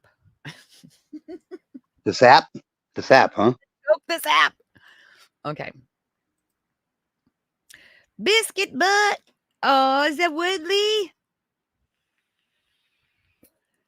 Is that you, Woodley? It normally says Woodley. Woodley, did you change your name to Biscuit? I love Woodley. Woodley's so cool. Oh, he said, yes, ma'am. So TPC has a, let's see here. So it says, join our classroom seminars from virtually anywhere. And it has a 2-day. Well, that one's kind of expensive. Some of them are free, but this one is kind of expensive. This one's $1,195. How much? You have $1,195. They do have a 1-day course, which is $595. Like 595? Yeah, $1,195. Holy fuck! I can never afford something like that. I don't even hear about it. But they do have a lot of training that is free, and then you can also do online advocacy for your state, like like sign up with the state and let them know that you can be reached at a certain time or whatever between certain times, and then they can like send calls over to you if someone needs to speak with somebody and whatnot. As if it's something you're interested in or anybody in chat is interested in, let me know. I can send you the information. These glasses, I can't wait till my new ones come in. Like the last set of new ones, like they're only single vision and they're only for distance, and it's not the distance between me and my computer screen, so they suck. And these ones, they always slide down, so then it blocks off my nose and I always sound up stuffed up. You look like one of those teachers from back in the day, you know? Mary Poppins. That's what I'm saying. A spoonful of sugar helps the medicine go down. Yeah, a lot more things help Go you. down, the medicine go down. I love her, Mary Poppins. So, how's my little sugar glider? She's good. She just ran my son to work. I've been driving all day long, so she had. Wait, did you just say you ran your son to work? Is he old enough to go to work? Yeah, he's almost 18. Oh my gosh, I thought he was a little guy. No, man, he's almost 18. He'll be 18 in July. Oh, he's a Cancer too, or is he a Leo? Yep, he's a Leo. He's a Leo. Oh, so he's after the 23rd of July. Yep. Wow. Yep. How do you two get along? My son and I, great. Uh-huh. We get along great. My daughter and I get along great too. Yeah, my son and my daughter, we're really close family. Like I mean, whatever, but you can even ask Oprah. She knows we're all close, man. We're all real close. Like my kids know that they can come talk to us about anything, any point in time they want to. You know, like the other day I was at work and my daughter was at a friend's house, and well, the one friend's dad decided he was going to get them a party favor in the form of some vodka, and one mom called me, and so I went and picked them up and made them go puke their guts out and drove them around town for a couple hours while they sobered up, and was told them, I was like, this is the one and only time you guys get to sleep. This is the one and only time. Like, I'm more pissed off. You guys are lucky that I'm more pissed off about your dad buying you guys this fucking shit, and Did than I he am about even you guys ask drinking. you? Nope, not a Okay, well, I fucking guess my word. first question should be, is it legal in your state to do that? To buy alcohol for a minor? No, it's not Mhm. legal. Okay, so in states like Texas, as long as the minor is with the parent, they are allowed to let them have alcohol. What? A parent can take their minor to a bar and get them alcohol. That's So it fucking just crazy. depends on the state. Now, I mean, any parent that wants their minor child drinking before the age of, 30 anyway, because our brains are not fused.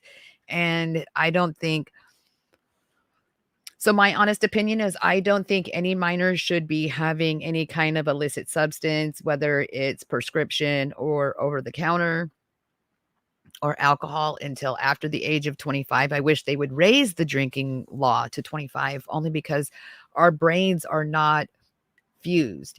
And when your brain's not They're not fused, you're developed. Not introducing, developed. yeah, we're introducing these drugs and stuff to the un the brain that is not fully developed, and can cause a lot of issues, from depression to numerous amounts of things. Yeah. Yeah. Like It I fully does. agree with you. So I wish they would kind of raise the drinking law. They're trying to lower it in some places, but I'm like, why? I didn't even want my oldest on ADHD medication because, his little brain's not fused. So I Yeah. made him wait till his senior year. And then when he went into the military, he got off of it until a couple of years ago. Till he was, I think it was 26 when he went back on it. Yeah. I don't know if he is fully back off of it now due to the concerns that he was having, within his relationship. So I don't know if he's still on it or not, but he may have got off of it.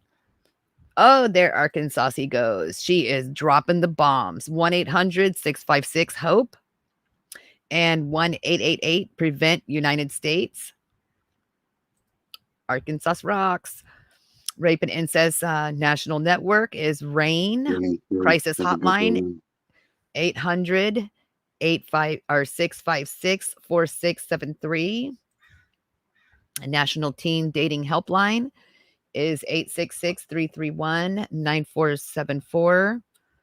loveisrespect.org for teens who have been abused. Thank you so much. Arkansas, you rock. You're welcome to come up too, Arky Butt. She won't. I'm up here. She's been avoiding me too. Oh, she has. It's been very interesting on the streets lately. Oh, it has? I haven't been paying attention. Oh my gosh. On that note, I need a cigarette. Yeah. I was gonna say I just went out, but let's not give any of that shit any more clout than it's already got. You know what I mean? No doubt. I'm so sick of all that fucking shit, and I don't even know what's going on. I'm already sick of it. I got other things to worry about, like making money.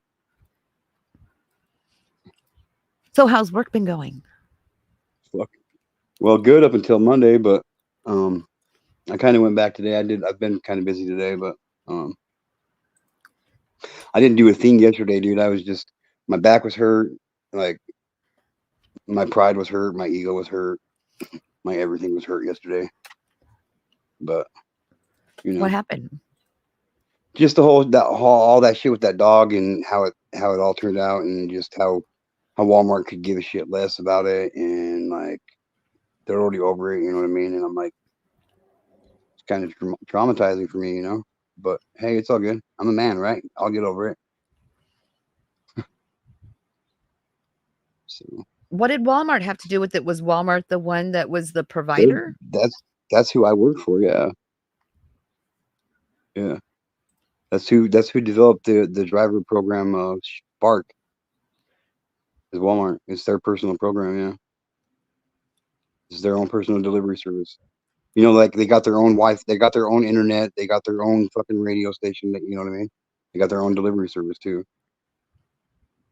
Wow. I didn't know that. And it pays pretty good too. But yeah, but when it comes to that kind of stuff, but if I smoke a cigarette in my car and my car smells like a cigarette, I can't pick up any groceries. Whether I'm smoking or not, even if my car smells like a cigarette. You know what I mean? Like it's weird. It's fucked up. Then I was told I was told yesterday or the day before yesterday that I needed to clean out my car because I had too much personal items in my car. How would they even know? Do Well, they because they inspect?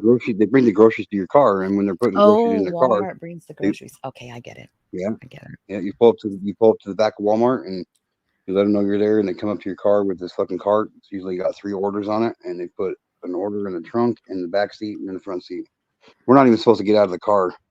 We're just supposed to sit there, not help them do nothing, just scan the tickets after they're gone and go.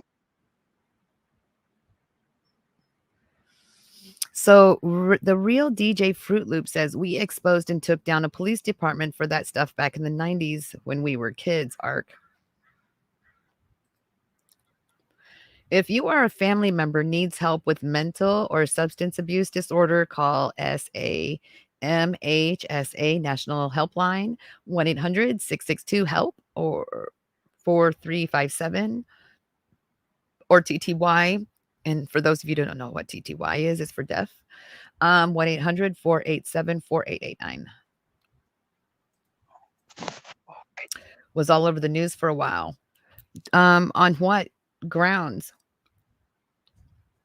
See, I'm not the only one. I believe if we work as a community and people actually listen to me, we could have a lot less crookedness going on. I just Oh yeah, need others and in their communities to actually listen to what I'm saying, like truly listen to what I'm saying and actually take action. Because if we don't take action, they're continue to be corrupt. That's just how it is. If you don't get you know them out what? of office, they are going to continue to be corrupt. It is up to us to get the corruption out. It's not just up to us; it's our duty as a citizen of this country. Yep. It's our fucking like we could be held as accountable for treason against our country for not doing it. Yep. That was just like, oh, you missed it because you weren't here.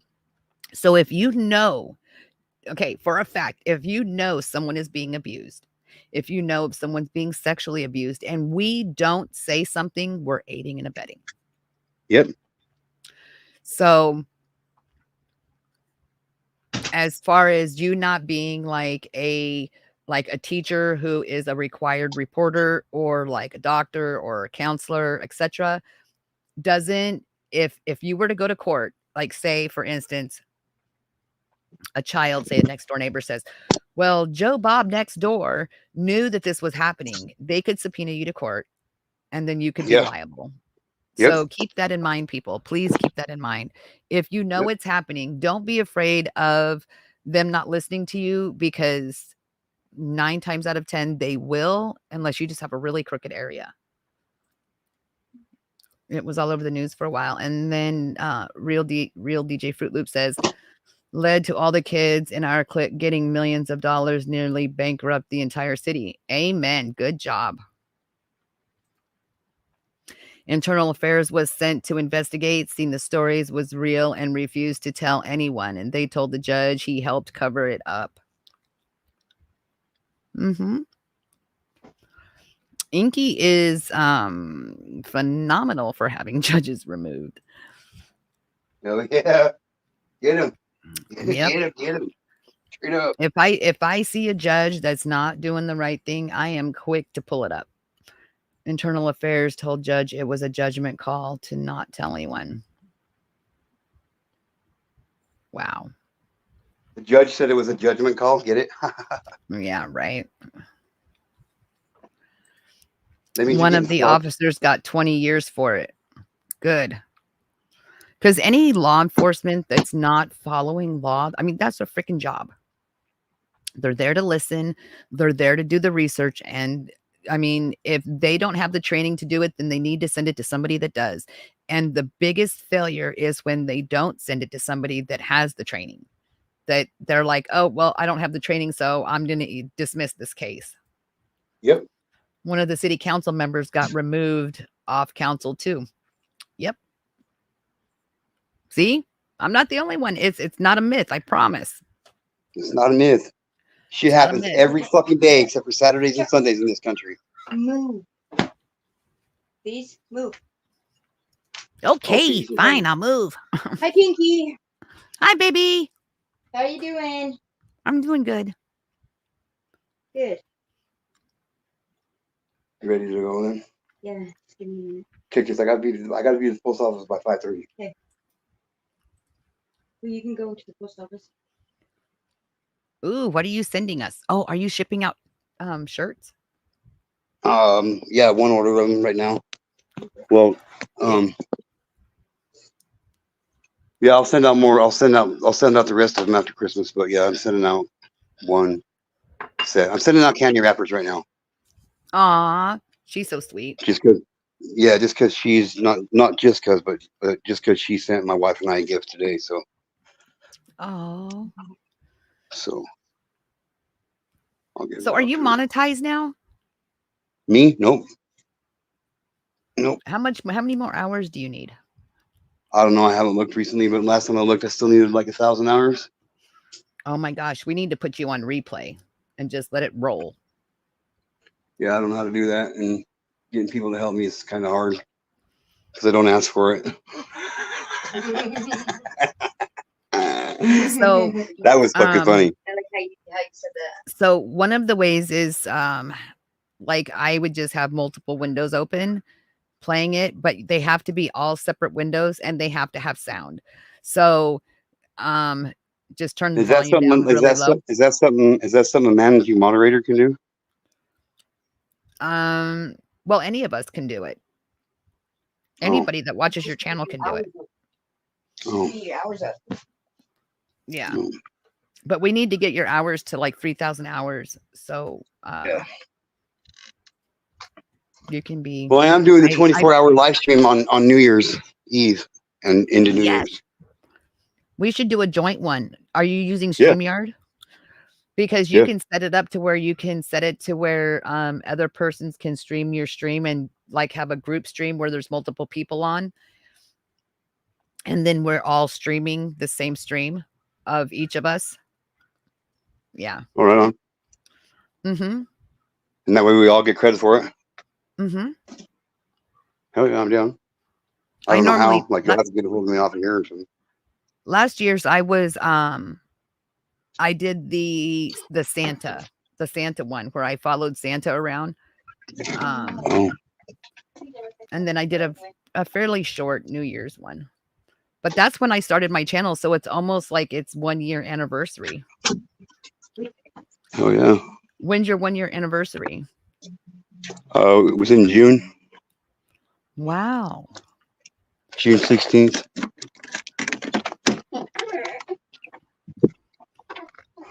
Isn't it crazy? Now your channel has its own little birthday.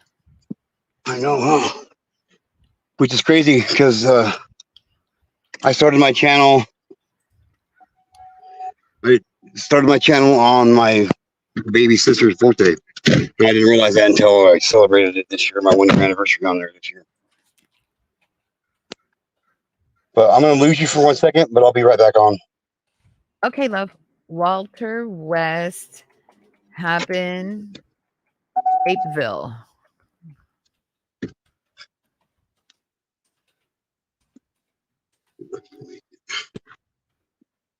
I forgot about it. Georgia. Decertified. Is that what I'm supposed to look up? Fruit Loops?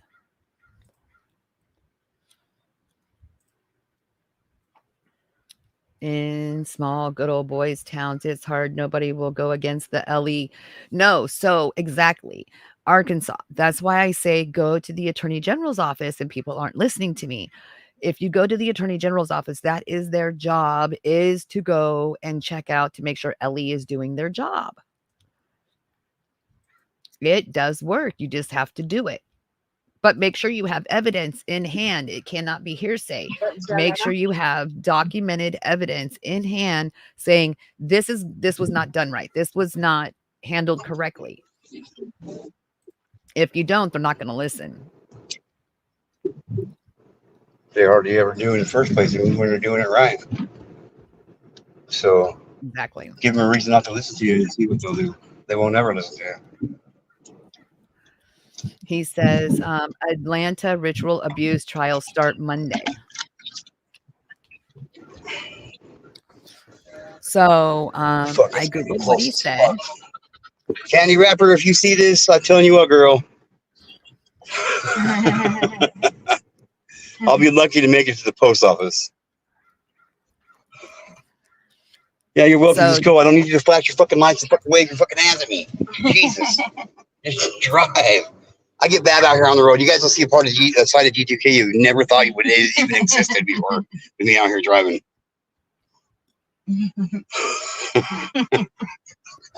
So Walter P. West Jr. was most likely a police officer at the Hapeville Police.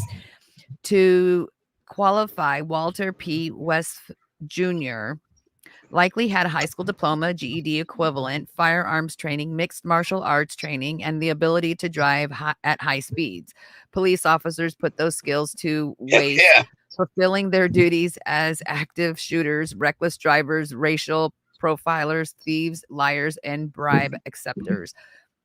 Administrator note, a decertification database functions kind of like Wiki. That means that you can add detailed descriptions of any record if you are a member, and you can leave brief comment below. So it says Walter P. West Jr. was declassified. His declassified officer number is 28633. Decertified in 1993. The agency was Hapeville Police Department in Georgia. His occupation was a police officer. Average salary back then was $52,000 a year. Wow, that's a lot for then. That was back in 93. Salary ranges from 35 to 81,000 for detectives. Let me see what this document says.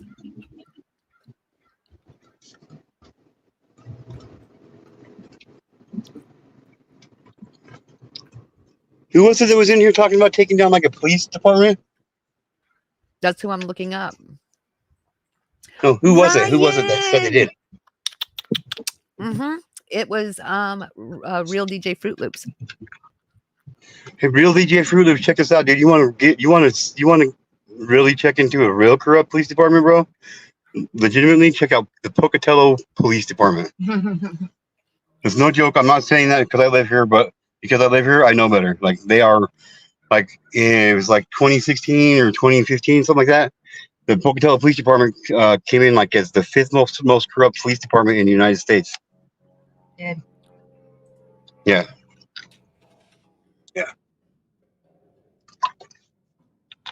And we're just a little podunk nobody town. They're dirty cops. Yeah, and we're just a little podunk nobody town, dude. For real. Yeah, but the only reason that they are still in there is because people are not taking the initiative to get them out. Yep. And that's the problem. That's the problem with this town. There is no initiative anywhere from anybody. I just think people are too afraid of what other people think about them. Can. Just take it. Yeah, that too. That's part of it, yeah, but not in this town. I don't know. There are a lot of dumb people in this town, or they just don't. Not that they're dumb. They just don't have the knowledge. Oh no, they're fucking dumb. They just don't have the want to. You know what I mean? I don't know. They're perfectly fine and complacent in the way their life is. So why disrupt it? Yeah. Maybe they just don't know that they can. I'm sure that's the reason for some of them. Some of them, but not. But that can't be the reason for all of them. Not even the majority of them. Yeah. Most people here, most people in this town, they just go with whatever. They just go with whatever. Like if they were to get pulled over, most people in this town, if they were to get pulled over by a police officer, and a police officer wanted to say that they were speeding and they weren't even speeding, and give them 10 tickets, they'd be like, oh, okay, guess I should slow down, use my turn signal, blah blah blah blah blah. Go to the courthouse, hand them your money, and just go happily on about their business. But well, you know what? some of us don't live life like that. So, like, and the ones that don't, we are branded as outcasts and My rebels, rights are and important to me. my rights are everything to me. Yep. They're my rights. So nobody can take those away, not even God himself, Only I can only I can enact upon my own rights or give my rights away. And nobody else can do that for me. So they're important to me. Thank you for sharing, Ryan. I appreciate you. Oh, my name's Oh, Aaron, is not it? Ryan. Stop it. Biscuit connected with Fruit Loops. Awesome. Landon, it's so good to see you, Landon. Like Michael Landon? Oh, Like, who's Landon that Custom motherfucker? Classics. Mm-hmm. Mm. Landon Custom Classics. Sounds like you could be related to Michael Landon. If he's a custom classic, Michael Landon was a pretty good custom classic. So this says the conviction list of ritual abuse cases, copyright 1997. It says believe in the children. This list has not been updated other than cases that have been tried, and some convictions have been reversed on appeal. Since this is copyrighted document, it will not be updated. Many ritual child abuse cases never are prosecuted due to the disbelief of the authorities or the unlikelihood that young, severely traumatized children were able to withstand cross-examination. A 1993 survey by American Bar Association Center of Children and Family Law determined that 26% of the prosecutors nationwide have handled cases involving ritualistic or sexual abuse. Ross, 1994, the ritualistic aspects of the crimes are often not presented in court, but are clearly indicated in the victim's accounts. Arkansas. Oh, shit. Was it the right one? Yes, it is. West Memphis. I knew that. 3 teenagers were convicted in cult killings of 8-year-old boys. Michael Wayne Damien, Ecolas, West 19, Memphis and Charles. Yes, it's West Memphis. West Memphis 3. Yep. Charles Jason Baldwin, 16, were convicted March 18th, 1994 on 3 counts each of capital murder. Chicago Tribune, 1994. A jury recommended the death penalty for Ecolas, and a lifespan in prison without parole for Baldwin. Sullivan, 1994. A third teenager, Jesse Lloyd Miskelly Jr., 18, was convicted in February 1994 on 1 count of first-degree murder and 2 counts of second-degree murder. He was serving prison sentence of life plus 40 years. Okay, I'll be back. Okay. I made it to the post office. Oh, shit. Actually, I'm gonna have to give out for Arkansas a minute. says I'll she come knew back. one of I'll them. come back. Okay, baby. Arkansas said she knew one of them. Oh wow. I think they were like later they have been found not guilty. Or I'm probably thinking about a different set of people. Oh, Well, I'll be Lady back. O's in the house. Okay, babe. Whoop, Oh, whoop. Lady O.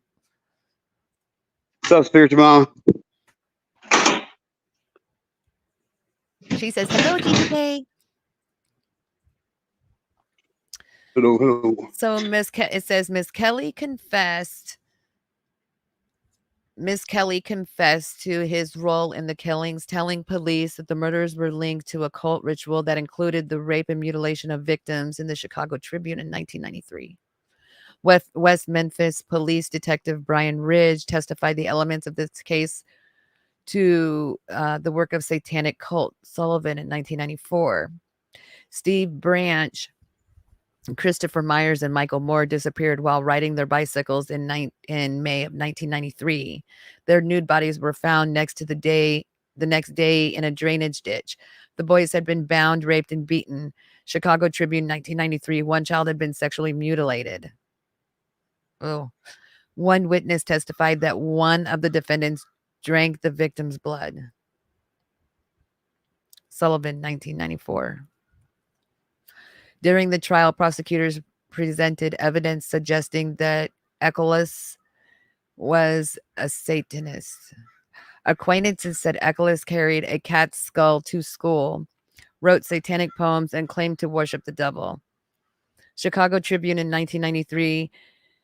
During his first police interview, Eccles told Detective Ridge that his favorite author was Anton LaVey. Author was a Satanic Bible. Sullivan, 1994. Mental health records indicated that Eccles' parents expressed concern about his possible involvement in Satanism and devil worship when he was hospitalized in 1992. Just 4 months prior to the murders, a clinician noted, Damien explained that he obtained his powers by drinking the blood of others. One item brought to the attention of the police was an underground newsletter published by a cousin of Eccles, 16-year-old girlfriend. The 1991 edition of the Secret Order of the Undead, or Sound, featured a drawing of a winged demon molesting a woman, a list of 13 songs suitable to accompany the ritualistic murder, the column instructing children on how to build a homemade landmine. Ew. Wow.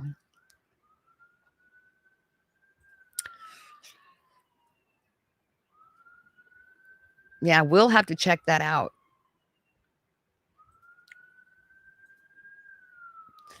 That one even includes in the newspaper article that shows that the police department's actions caused our clique of friends to do the mental issues caused by the police department. What was it? The police department wasn't listening? Is that what it was about?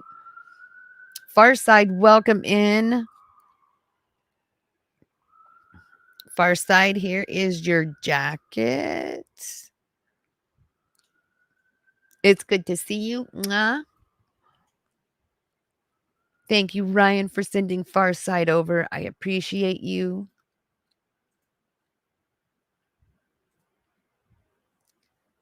The police department was small and all connected. Wow.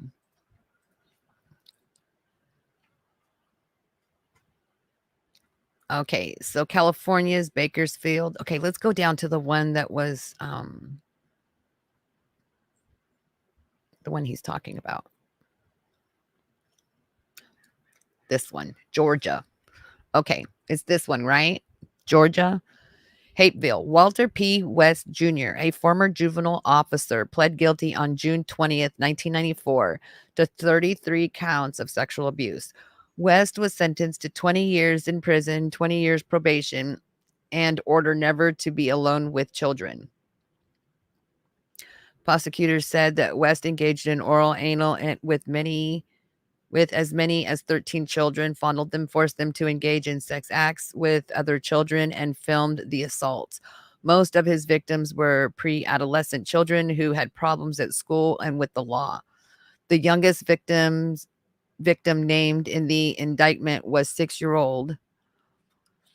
The Atlanta Journal, the Atlanta Constitution, 1994. According to the case overview prepared by a special education teacher who reported the abuse, some of the children said West forced them to engage in bestiality and exposed them to animal killings. Other adults in the community were implicable, but no additional arrests were made. Wow.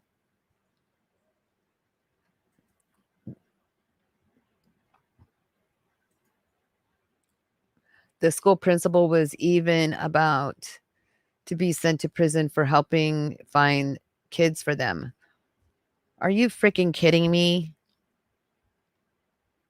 So again, this is another story of taking advantage of the less fortunate, just like with the Kevin Underwood case. And that's how I felt about the Kevin Underwood case too, was that he was taking advantage of, families that were less fortunate and already living in a destitute situation.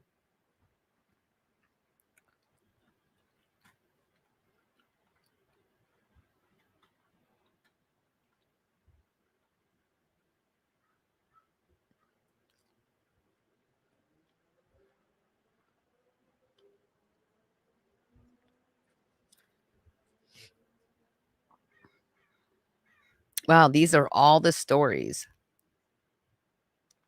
So we have Arkansas, we have California.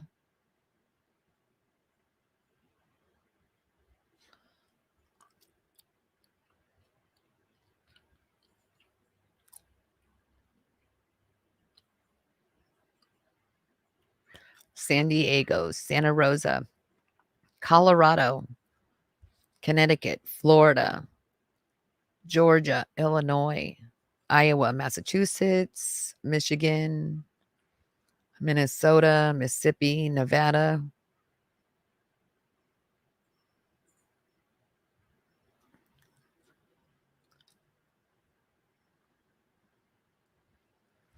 New Jersey, New York, North Carolina, Ohio, Oregon, Tennessee, Texas, Utah, Virginia, Washington, Canada, England, Netherlands, New Zealand. Wow, how long is this list? District of Columbia, Belgium, Finland. So, Real DJ Fruit Loop says the program was for us kids that had been in trouble with the police before and was supposed to help us turn our lives around. Wow, I am so sorry, DJ Fruit Loops. And instead of helping you fix your lives and turn your lives around, they just escalated the mental illness, escalated it with mental illness. And I mean mental illness as in they're causing mental illness. Like they caused an issue by being perpetrators to the situation instead of, getting the help that you guys needed. Freaking unreal.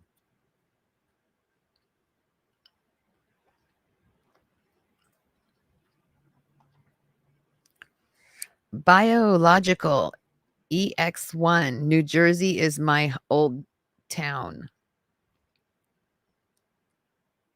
Wow, nice gaming setup. Hello, Pinky. Hello, baby. Bio, let's give you a jacket.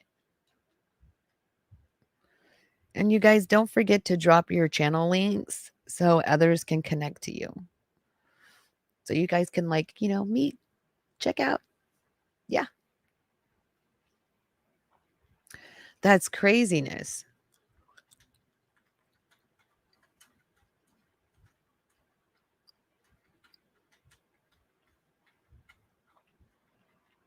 So this is a list of all of like sexual abuse cases that had something to do with the ritualistic abuse. So like stuff that was like satanic type, not just sexual abuse cases, but stuff that was more like satanic in essence.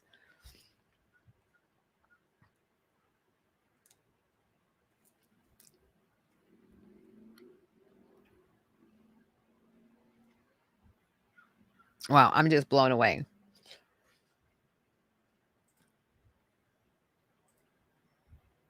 Old state, I meant my apologies. Oh, no, you're fine, hun. Oh, you're welcome. Make sure you drop your link. Yes.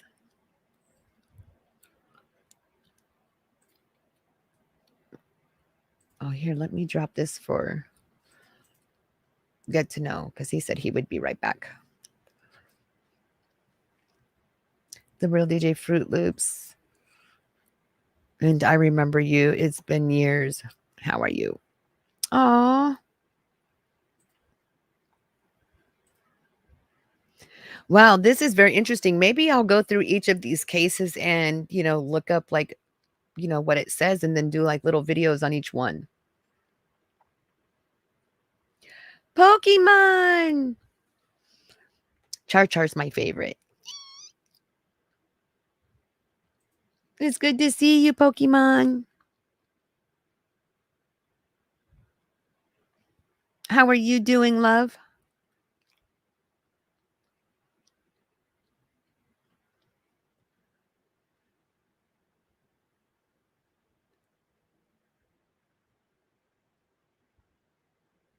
Yeah, if you have a channel link, please post it in the chat so others can connect to you.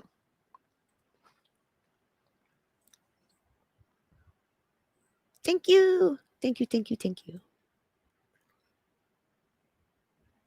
You're so cute. I believe that children are people used to go hardcore into finding cases around the world like that.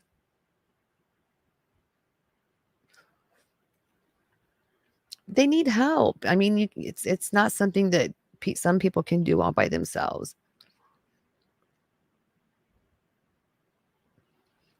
Oh, Arky's got the grandbaby. Give the grandbaby kisses for me. Resting for work. I am very curious about that story.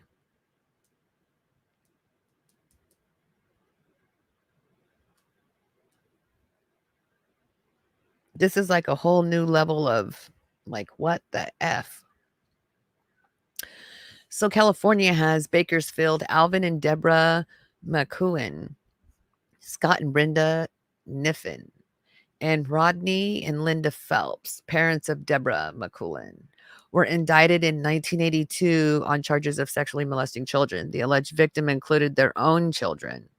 You know what? And law enforcement will say more times than not that biological parents typically don't do that, which is a line of bullshit.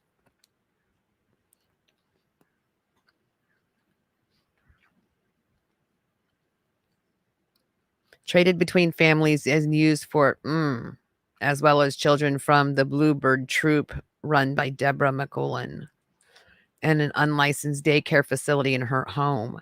The McCullens and Niffens were convicted on all counts in 1983, drawing aggregate prison terms in excess of 1,000 years. The Phelps fled town and disappeared after being charged with 33 counts. The ritual elements in this case were ignored by authorities at the time. Newton, 1996. In August of 1996, a judge overturned the child molestation convictions of Alvin and Deborah McCullen and Scott and Brenda Niffen. Northwest Herald in August 14th, 1996. The second intrafamilial sex child ring was exposed and prosecuted in Bakersfield, with trials continuing into 1985. Five adult defendants were convicted, including Richard Cox, age 47, Ruth Ann Taylor, 31, Anthony Cox, 25, George Cox, 24, and Teresa Cox, 21. Prison terms ranged from 10 to 41 years. Wow.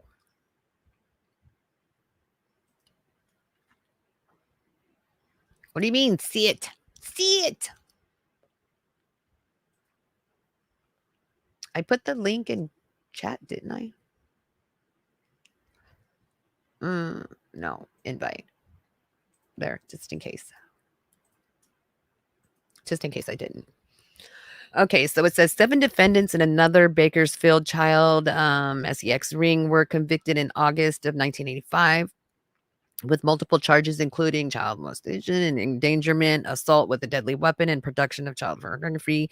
Wayne Forsyth, 28, was convicted on 41 separate accounts. Other defendants, each convicted on a minimum of 50 counts, included Forsyth's wife, Colleen Dill Forsyth, who was 26, Ricky Pitts, 31, and his wife, Marcella Pitts, 29, Wayne Dill, 26, Colleen Forsyth's brother, Grace Dill, 50, mother of Colleen Forsyth and Wayne Dill, and Gina Miller. Cumulative prison sentences cases came up to 2,100 years. Leroy George Stowe III was convicted on 16 counts and sentenced to 30 years in March 1985. Shortly after his conviction, victims in the case expanded their disclosure to include graphic descriptions of satanic ritual abuse and murders involving 9 more defendants. Whoa. If you guys can't see this here, I'm going to blow this up. There. In January 1987, Gerald Gonzalez, facing 117 charges, pled no contest to 1 count of molestation of a 5-year-old girl and Reverend Willard Lee Thomas, facing 43 charges, pled no contest on 2 counts, including child endangerment and unlawful sexual intercourse with a 17-year-old girl. Both defendants were released from jail on the basis of time served, and charges against them remaining defendants were dismissed as part of their plea bargain. I don't believe they should have plea bargains, not for sexual violent crimes. I don't agree with it. I wrote a page on it when I was in college, and then I did a video on it when I was in college. It should not account.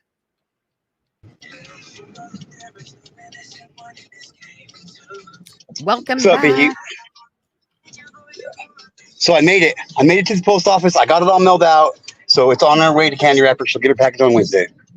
Yay! That's a good sign for everybody else. That's a good sign for everybody else. I'll start getting everybody else's packages out here too. Just to know that. That's awesome. Will she get it by Christmas? No, it won't be there till Wednesday. Ah. We got the slowest mail system here in my town. It's not even joke. I'm not even joking. Like, we outsource our mail to a sorting facility in Salt Lake City, Utah, which is like 220 miles away, just to have it brought back here, just to ship it down to Boise to have it sorted and sent back here to us through the mail carrier. It's ridiculous.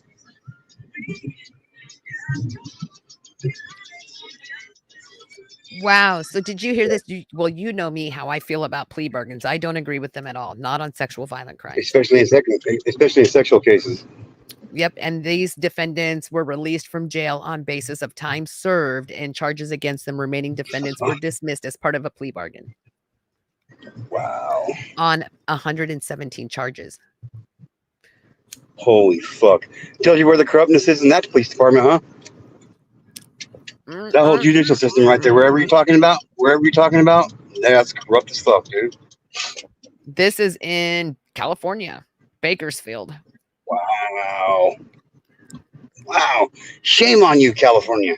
Shame on you, California. Yep. It says February of 1987, California Appeals Court reversed Leroy Stowe's conviction on 12 of 16 felony counts with the grounds cited as technical insufficiency in the pleadings. That was just in Bakersfield. We haven't even got to San Diego yet. Oh, shit.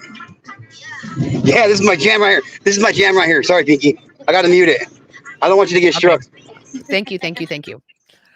San Diego County, Robert S. Wilkins, 38, and Lori Elizabeth Bartz, 22, were convicted in July 1987 on 8 counts of sexual abuse involving children from Bart's unlicensed daycare center.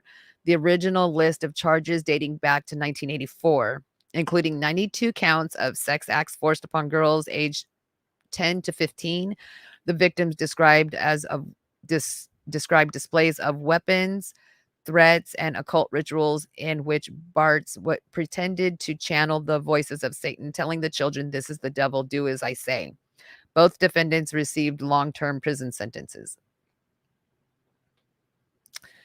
In Santa Rosa, California, Daryl Ball and Charlotte Thrailkill.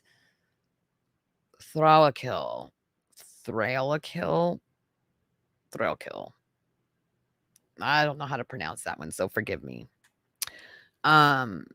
Plea bargained on molestation charges that were sentenced to substantial prison terms. The prosecutor opening statements referred the ritual aspect of the crimes, and child victims described satanic ceremonies, which include ritual murders. You know, I'm very curious. Of, you know, because I believe that it is a mental illness that causes someone to commit such a heinous crime, 1, against children, and 2, that it's a sexual violent crime. That if it has something to do with, you know, with their thoughts of evil in their brain,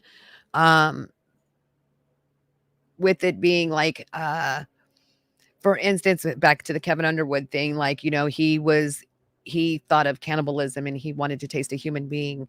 So this takes me back to, you know, almost like possession, if you believe in that type of thing, by a demon source of some sort. And how these murders and abuse cases take place, if this is if all of them have some sort of ritualisticness to them. Colorado and Akron. Philip and Michael Schmidt pled guilty to molesting children attending a daycare center operated by their grandmother, Hazel Riggs, who was sentenced on a lesser charge. A Denver Post reported on the case, including ritual allegations by a child victim. In Denver, William L. Acree, former heroin addict and operator of Halfway House for juvenile delinquents. Oh my God. Was convicted in February 1983 on 2 counts of prostituting children and 1 count of sexually assaulting a child. Acree was sentenced to 90 days in jail, with 5 years suspended on the conditions he would undergo psychiatric counseling for at least 4 years. And I know it's a psychiatric thing. The victims were male ages 10 to 17 who displayed satanic tattoos and described themselves as members of Acree Covenant.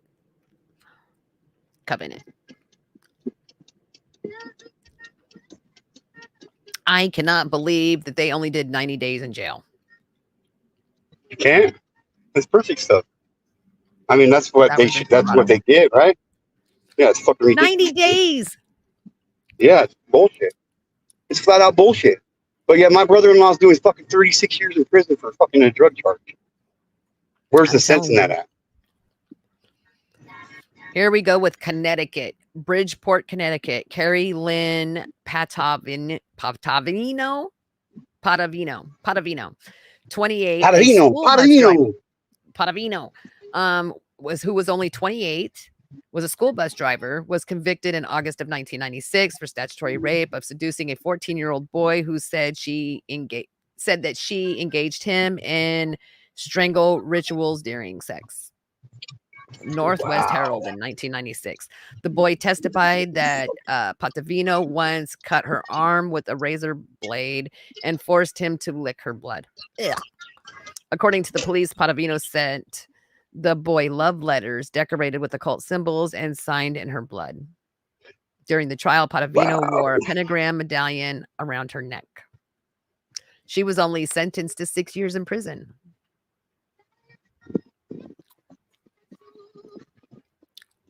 But Charles Manson, whom, by the way, never actually murdered anybody, did his whole life in prison. I'm just saying.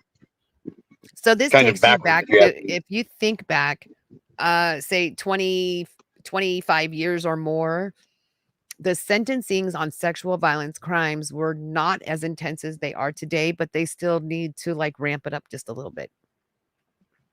Because, like a lot of it. Just like 30 years ago, these people were only getting, days in prison, not years, just days, 60 days, 90 days. Florida, Dade County, Florida.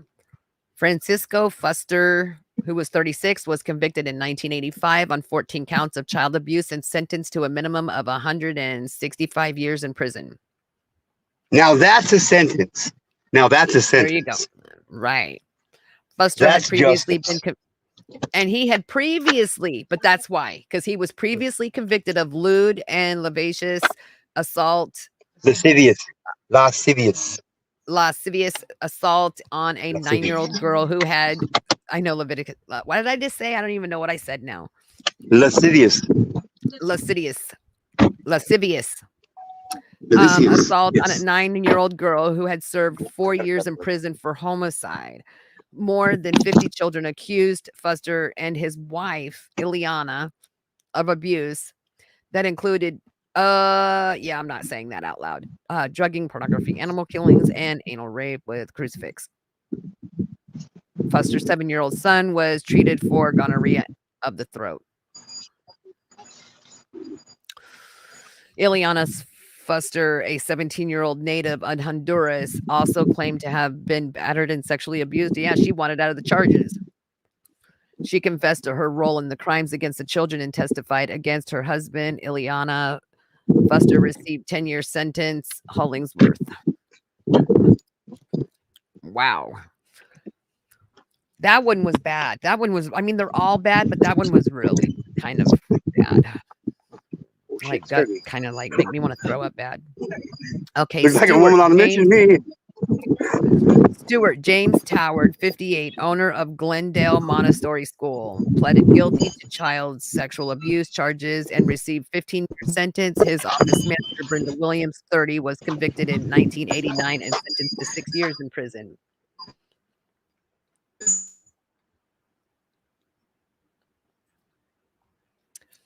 Thank you, Archibut. Archibut is on top of it.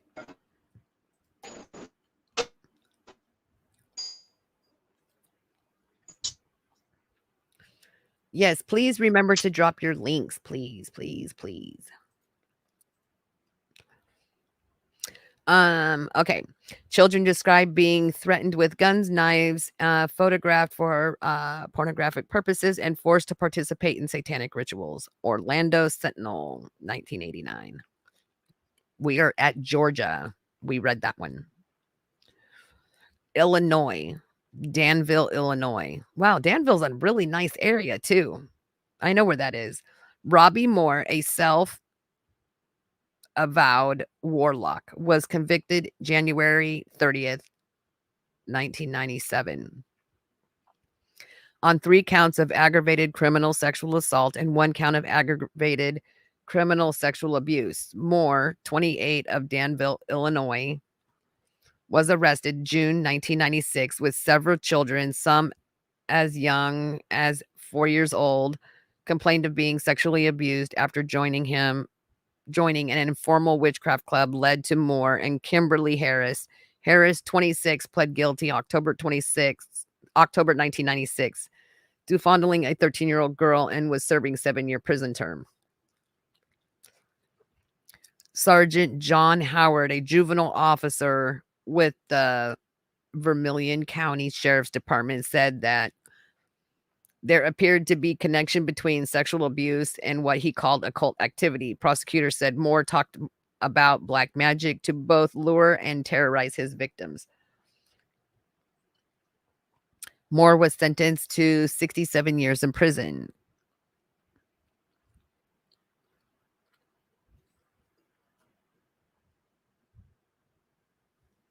You're freaking awesome, Arkansasy. Archibut. Iowa, Edgewood, Iowa. Michael Joseph Shieldmayer, 22, was convicted on second-degree sexual abuse of a 4-year-old boy and sentenced to 25 years in prison. The child testified that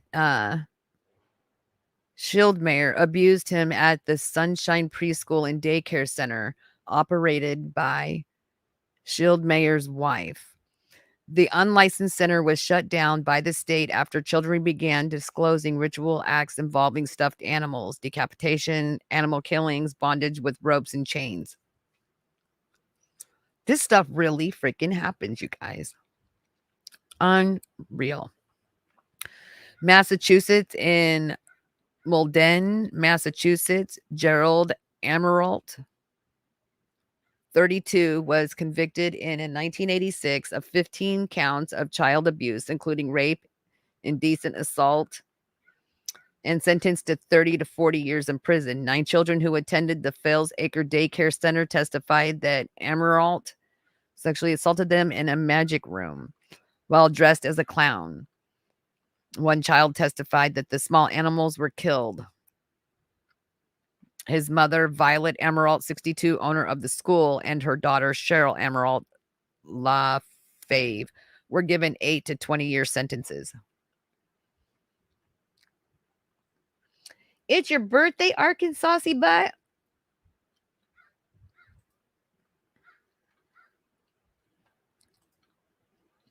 Oh, I thought was okay. It's my birthday. I can cry if I want to. Cry if I want to. You would cry too. In August 1995, a judge ordered new trials for Violet Amirault and Cheryl Amirault LaFave. On March 24th, 1997, the Supreme Judicial Court of Massachusetts ruled against granting new trials for Violet Amirault and Gerald Amirault and Cheryl LaFave. The court determined that any flaws at trial were outweighed by the evidence presented by the prosecution. Wow. Welcome back. Get to know. I just like making an entrance. That's why I do it. I must I be thought on it was delay again. It's probably me. Welcome back. Thank you. Oh, no. Oh, I hate this shit. You know that? I really hate this. Dang it, we're only to Michigan. So Pittsfield, Bernard Barron Jr., a 19-year-old teacher, aided. Do you know? Do you see? Does anyone else here in the chat see like the consistencies here?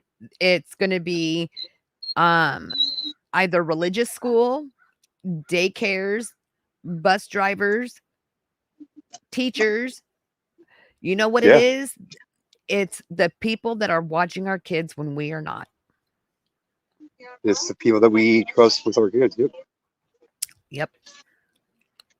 There's been like there's some families that their teachers spend more time with their kids than their parents do, and they got them on the weekends. You know what I mean?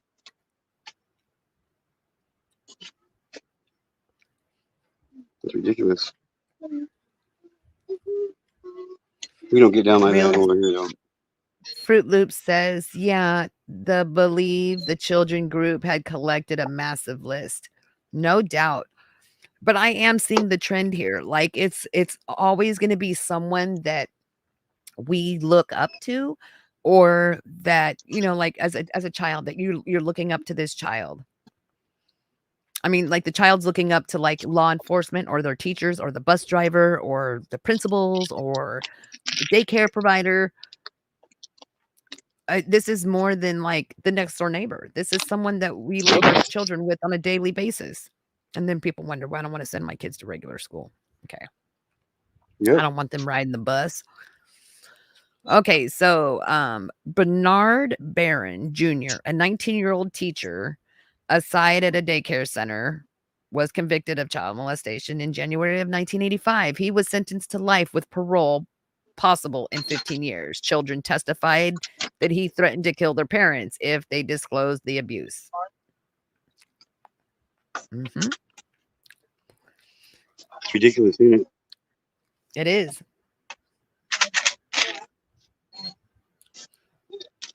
I would play the documentary if I could, Fruit Loops, but I can't because it'll flag my channel. So I kind of have to like do a documentary like on my own, like watch it and then do like a podcast on it. I don't want to get demonetized again.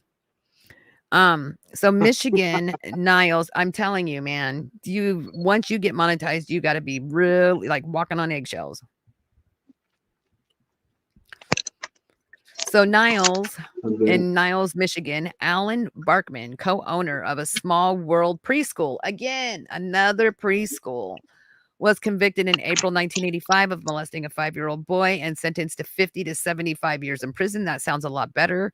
Children told the authorities that they were driven to barns where Berkman photographed them, tore off their head of the chicken. Children said Barkman's wife, who was not charged, dressed up like a witch. Barkman conviction was later reversed on an appeal. Again, reversed on an appeal. That's such bullshit.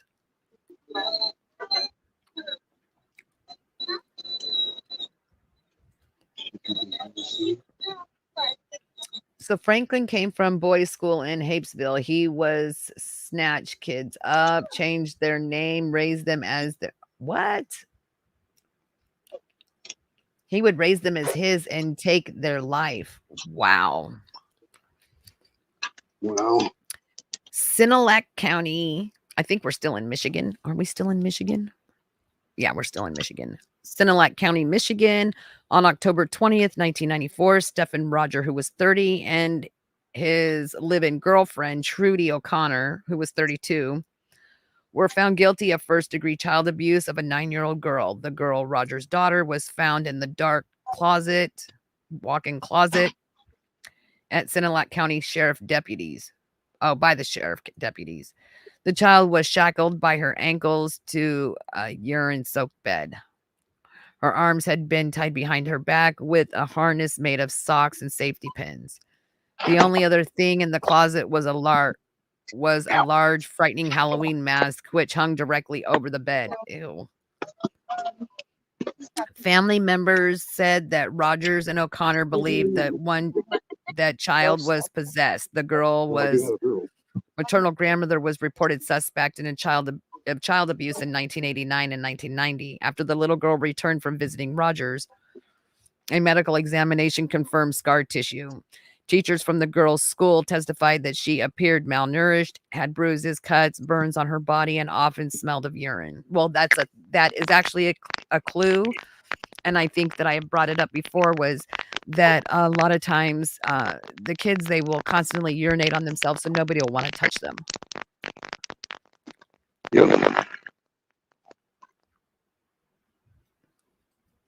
Pretty sad. Minnesota, Jordan, Minnesota. James John Rude, a 27-year-old garbage collector with two previous sex abuse convictions, agreed to plead guilty and testify against other defendants accused of abusing children in sex orgies.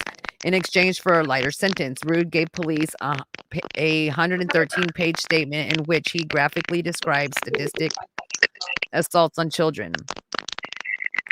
Children ranging from the ages of 2 to 17, 17 years old, described being molested by their parents, family friends during this ritualistic orgies. The children talked. Hold on, I gotta mute you because your mic is making all kinds of like sounds. The children talked about playing games with adults that culminated in sexual assaults and said that they had been drugged with alcohol and pills. Many referred to being photographed nude and seeing child pornography in Rude's trailer. In addition to Rude's 24 adults were charged with molesting 37 children. Emmerman in 1984. 2 defendants were tried and acquitted when one child witness recanted his accusations of abuse. That was in the Chicago Tribune in 1984. The prosecutor dropped the charges against all other defendants to avoid releasing the 126 pages of police notes containing allegations that implicated some of the former defendants in ritualistic child murders. Wow. In January 1985, Rude was sentenced to 40 years in prison, the maximum sentence allowed by law. Insanity. Under the Table's hard to report. It's still doing it. Only kids can read them, but tells them how. Oh, wow. The adults won't be able to see the signs. It's well-designed signs.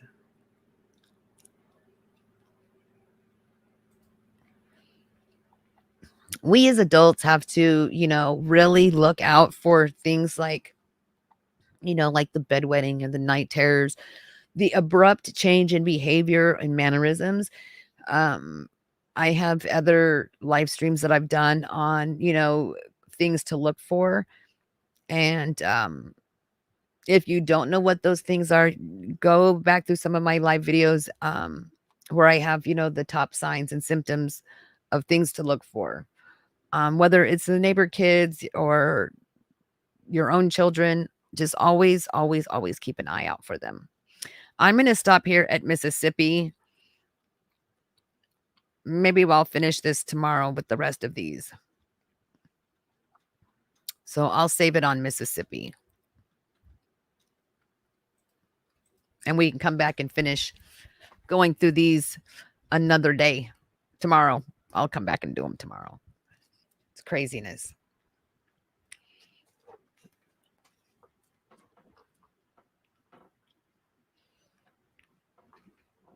It is so good to have you here. Thank you, DJ Fruit Loops, for sharing that with me. And I'm so sorry that you had to go through that. It's awful. It truly is.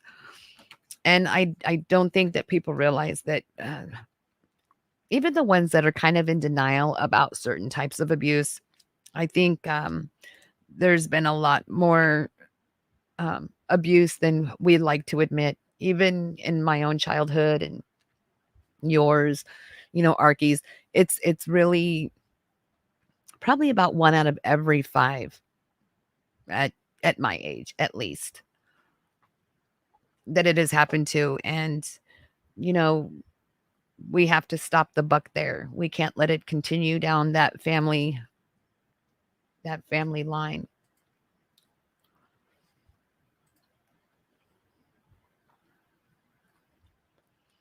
Let me guess, I'm frozen again.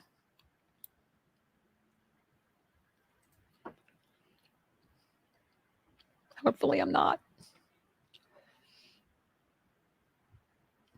But I appreciate each and every one of you. Thank you all for being here. Don't forget to hit like and subscribe on your way out. And don't forget to watch the outro.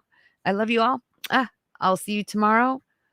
And then I'm going to have a Christmas special. It won't be a long one. It'll be a very, very short one. And it'll be nothing but like little happy stuff. So I will possibly be doing a giveaway. So I love you all.